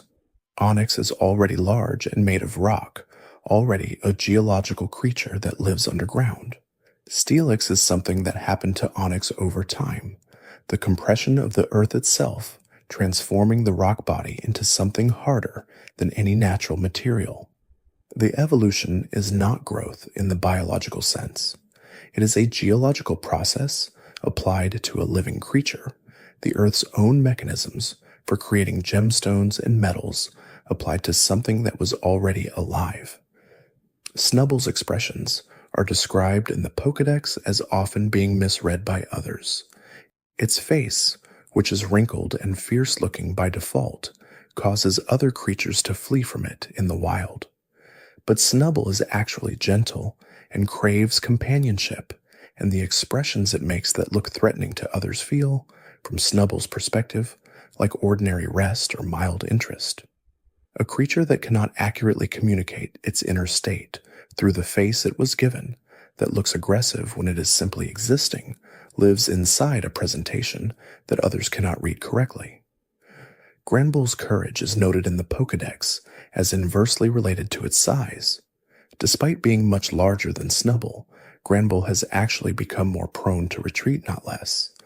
The creature that became more physically imposing in the evolutionary process also became more anxious about confrontation. This inversion, where size increased but confidence diminished, is a design that declines to follow the expected relationship between physical capability and psychological readiness. Qwilfish's body is primarily composed of water, which it uses to inflate itself when threatened. The inflation makes it a difficult target and activates the toxin in its spines as a defensive measure. But the same process of absorbing water to inflate means that Qwilfish is functionally variable in size depending on its threat assessment at any given moment. A Qwilfish in a peaceful environment and a Qwilfish that has perceived a threat are visually quite different from each other. Sizer's approach to combat involves precise, targeted strikes using the false eye patterns on its claws to intimidate before engaging. The combination of the false eyes as psychological tools and the claws as physical ones creates a two-stage combat system. First, the intimidation that might end the encounter before physical contact, then the physical capability if it does not. Sizer is designed to prefer the first stage. Shuckle's defensive statistics are the highest in the franchise and have been since it was introduced. No other Pokemon matches Shuckle's defense and special defense values. A creature with the lowest offensive stats in the game and the highest defensive ones occupies an extreme position on both ends of the relevant spectrum simultaneously, which has made it one of the most mechanically interesting Pokemon to theorize about, despite being almost completely useless in practical battle situations. The gap between Shuckle's theoretical potential, which includes that record-setting damage calculation, and its practical performance, which is limited by the impossibility of setting up the required conditions, is itself a design statement. Shuckle is the Pokemon that teaches players the difference between what is mathematically possible and what is achievable. Heracross has a relationship with tree sap that the Pokédex establishes as one of its primary motivations. Heracross digs its claws into bark to get at the sap beneath, consuming it with great enthusiasm. The strength it uses to do this is the same strength that makes it a formidable competitor in battle, applied to the domestic task of accessing a preferred food source. This dual-use capability, enormous strength used for both combat and for eating what it likes, is one of the design's more quietly charming elements. Sneasel's claws retract and extend rapidly, which it uses for climbing and for combat. The retraction allows the claws to remain sharp by protecting them from incidental wear between uses. A creature that maintains its weapons carefully, that does not wear them down on surfaces they do not need to touch, is implicitly a precise and deliberate one. Sneasel has been available as a competitive option across many generations, and the qualities that make it useful, speed, and access to a wide coverage moveset, reflect the careful, targeted quality of the design. Teddiursa's forehead mark glows when it has gathered enough honey, which it does by coating its paws in various honeys and nectars. The mark's glow functions as a visible indicator of the creature's current state, a signal readable from outside. The licking of paws that the Pokédex describes as a constant behavior is both a feeding behavior and a maintenance behavior. Teddiursa keeps itself provisioned while also enjoying what it has gathered. Ursaring raises itself onto its hind legs when it detects a threat, using the height to assess the situation and to make itself appear larger. The bipedal stance transforms Ursaring from a four-legged foraging creature into something that stands taller than most of the other creatures it shares environments with. The shift between modes is part of how Ursaring communicates its current state: horizontal for foraging and movement, vertical for assessment and threat. Slugma's evolutionary connection to Magcargo involves a process of hardening and cooling that is the reverse of Slugma's survival requirement. Slugma must not cool, or it will harden and be unable to move. Magcargo is the state that results from cooling, a creature with a hardened shell over a molten interior, the two states coexisting in a single organism. What would have killed Slugma has become the defining feature of Magcargo's anatomy. The temperature issue with Magcargo extends beyond its Pokédex entry into the game's mechanics. Magcargo is a fire and rock type, and rock type is weak to water moves, which interact mechanically in exactly the way you would expect for a creature made of cooling lava encountering water. The interaction is dramatic. The games do not model what happens to the steam that would result from pouring water on something at 18,000 degrees, but the type interaction captures the general dynamic. Swinub's most useful quality in the competitive games of its era was not its own performance, but its role in building toward Piloswine and eventually Mamoswine. The line represents one of the cases where the middle stage existed primarily as a path from one point to another, where Piloswine's significance was mostly in the journey through it toward the final form that did not exist until a later generation added it. When Mamoswine arrived, it recontextualized the entire line, making each stage more meaningful retroactively. Piloswine's Ice Fang, an access it gains in later generations, is the kind of move that makes the creature's design feel more complete. A furry, mammoth-like creature gripping with ice-cold teeth is a move that suits the design in a way that purely technical numbers do not capture. The best move additions to older Pokémon tend to be the ones that feel like they were always supposed to be there, that resolve a gap in the design's expression without adding anything that does not already belong. Corsola's appearance in Johto's waters is described as indicating good luck in some regional traditions within the games. Clean, clear water produces healthy Corsola, and the presence of healthy Corsola indicates a healthy marine environment. The creature functions as a biological indicator, its condition reflecting the state of the water around it. When Corsola appears unhealthy or absent, the water has been degraded. The creature is a sensor as well as an inhabitant.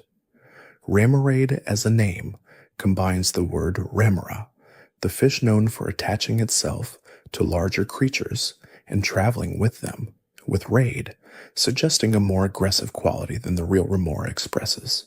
This combination reflects the design's dual nature.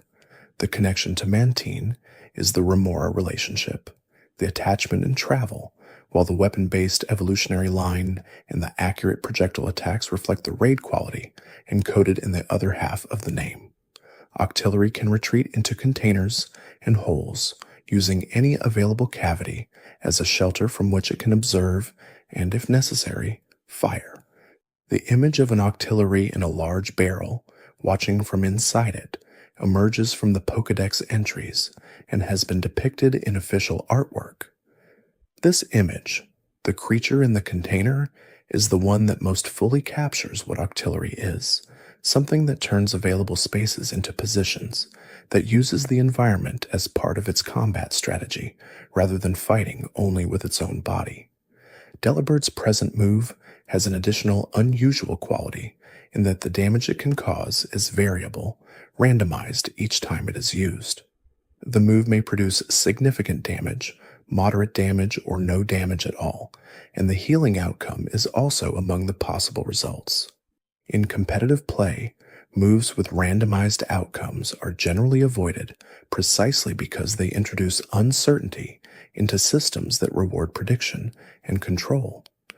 Delibird brings a gift that might be harmful or helpful, and the impossibility of knowing which is appropriate for a Pokémon whose primary characteristic is giving without knowing what the recipient needs. Mantine can carry Mantyke on its back, and the evolutionary relationship between them, with Mantyke requiring a Remoraid to evolve into Mantine, creates a chain of ecological dependence. Mantyke needs Remoraid to become Mantine. Mantine travels with Remoraid attached. The dependency is not just developmental, but ongoing, a relationship that the creature maintains across its adult life. Being Mantine means continuously being in the kind of arrangement that was required to become Mantine. Skarmory's annual feather replacement means that it is always in some stage of the process of becoming something slightly different, always either fresh from a molt or approaching the next one. The warriors who collected fallen Skarmory feathers were gathering something that Skarmory had recently been, but was no longer. The sword made from Skarmory's shed feather carries the creature's past self as its material. Houndour's designation as a dark type despite its design referencing dogs, which are associated in many cultural contexts with loyalty and goodness, creates an interesting tension. The dark type in Pokémon represents strategies that involve deception or underhanded tactics, as the game defines it. Houndour is a creature designed to look like an animal, associated with faithfulness, that is typed as the kind of Pokemon that fights dirty. This tension is resolved partly by how Houndour is described, not as disloyal, but as fiercely devoted to its own pack and ruthless toward anything outside it. The loyalty remains. It is simply exclusive rather than universal. Houndoom's pack behavior, described in the Pokédex as having one member designated as the leader through specific howl patterns that the others recognize, gives the line a social structure that is more complex than most Pokémon. The leader communicates through sound, and the pack reads those sounds as authority. A Houndoom that has established this communication with its pack is described as impossible to challenge from within. The leadership, once established through the right howl, is stable. Kindra's status as Horsea and Seadra's final evolution places it at the end of a line that spans 2 generations, with Seadra existing in Generation 1 and Kingdra not arriving until Generation 2. This means that players of the original games had Seadra as an apparent final form that was later revealed to have a continuation. The addition of an evolution to a creature that had seemed complete is a design statement about the relationship between what exists now and what might still become available. Phanpy's design references the elephant in ways that are both anatomically accurate and whimsically exaggerated. The large round ears, the grasping trunk, the thick legs suited for terrestrial movement, all of these features translate from the real animal into the Pokemon design with the kind of selective emphasis that creates recognizability without requiring slavish anatomical fidelity. Phanpy looks like an elephant. It also looks like something that could not exist, which is the productive tension that the best Pokemon designs achieve. Donphan's body can roll into a wheel shape and spin, which it uses both for locomotion and for the attack called rollout. The transformation from a 4-legged walking creature into a spinning wheel is a design concept that requires a specific kind of body, a specific combination of flexibility and density that Donphan's visual design encodes. The armor-like ridges on its back become the contact surface when it rolls, suggesting that the texture is not just visual decoration, but structural preparation for this mode of movement. Porygon 2 is an upgrade of Porygon that was intended to improve on the original's design flaws. The Pokédex entries for Porygon 2 describe it as developed for potential use in space exploration, which gives the creature's more complex and capable design a specific purpose, to function in environments that neither humans nor organic Pokemon can inhabit comfortably. A digital Pokemon designed for space is a concept that the franchise introduced and then largely set aside, but it gives Porygon 2 a context that makes its otherwise abstract design feel grounded in a specific ambition. Stantler's population is described as having once been much larger than it is in the games. The implication is that Stantler, a creature with antlers that produce reality warping effects, was once common enough that large herds of them would have regularly been altering the perceptions of everyone in areas they inhabited. A world with herds of Stantler moving through it would have been a world where reality distortion was a regular feature of the environment rather than an occasional encounter. Smeargle's ability to learn any move in the game through Sketch is balanced by the creature's extremely low base stats in almost every relevant category. A Smeargle carrying any move imaginable is still a Smeargle, slow, fragile, and with the offensive capability of something that was designed as a painter rather than as a fighter. The combination of perfect mechanical flexibility and severe statistical limitations is one of the more elegant constraints in the franchise, giving access without giving power. Tyrogue's 3 potential evolutions give the creature a branching future that is unique among Pokemon that evolve based on statistical conditions. The choice is not made by the player directly. It is an outcome of how the player raised Tyrogue, of which statistics they emphasized or neglected during the developmental period. The future Tyrogue becomes is a consequence of the past it was given. Hitmonchan's gloves are a design detail that connects it to the history of boxing in Japan, which developed through the post-war period and produced a number of legendary fighters who became cultural figures. Hitmonchan's name references Jackie Chan, who represents a specific kind of martial arts performer whose combination of physical capability and performance quality is embedded in the design's visual presentation.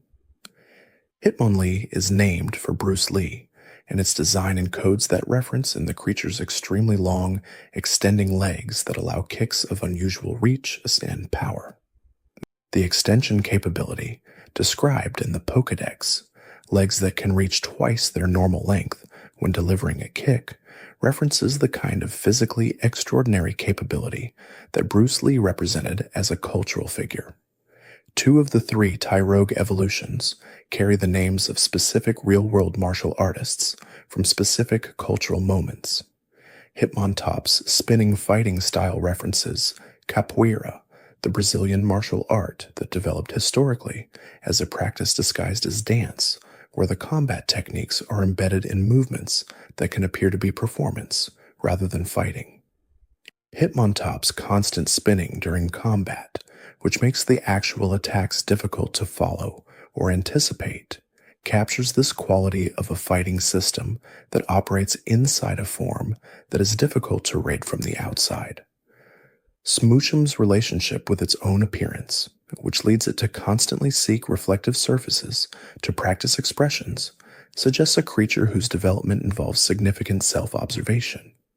The practice is described in the Pokédex as connected to psychic ability, as if understanding one's own emotional expressions is the foundation of understanding others.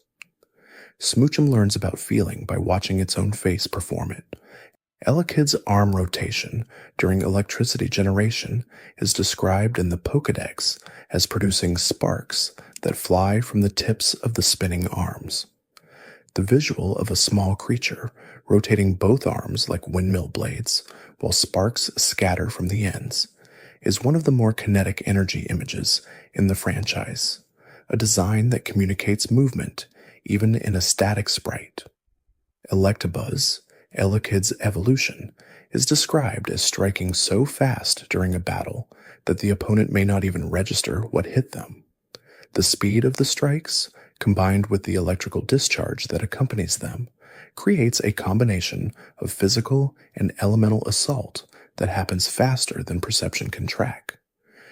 The creature that begins as a small arm-spinning spark generator becomes something that moves beyond the threshold of visibility in combat. Magby's connection to Magmar and then to Magmortar across generations creates a line that grew one stage longer when Generation 4 arrived. Magby existed for one generation as the pre-evolution of what had seemed to be Magmar's complete line, and the Magmortar arrived to extend it further. The same pattern applies to the Elekid line. Both the Fire and Electric Baby-to-Adult lines gained final form simultaneously in Generation 4, which suggests a deliberate parallelism in how they were developed. Miltank's rollout move, which gains power each consecutive time it is used in battle, was one of the most notorious obstacles in the original Gold and Silver games. Whitney's Miltank, encountered as the Goldenrod City Gym Leader's primary Pokémon, used rollout to devastating effect against players who had not prepared specifically for it.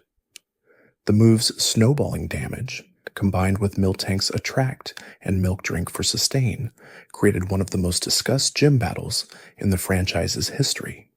Many players remember specifically losing to that particular Miltank, and their preparation for the rematch in Heart Gold and Soul Silver. Blissey's presence in the games extends beyond its role in the experience point situation, described earlier.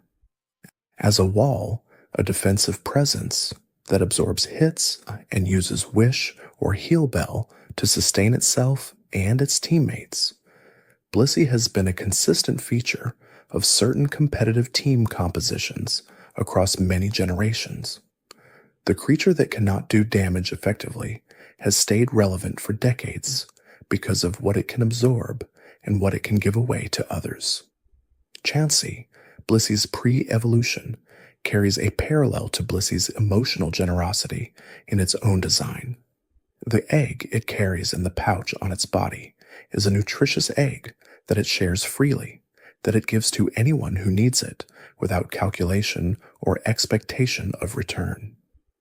The evolutionary line from Chansey to Blissey is a line from generosity to extreme generosity, from sharing what is already generous to sharing in ways that the Pokédex describes as depleting the creature's own energy.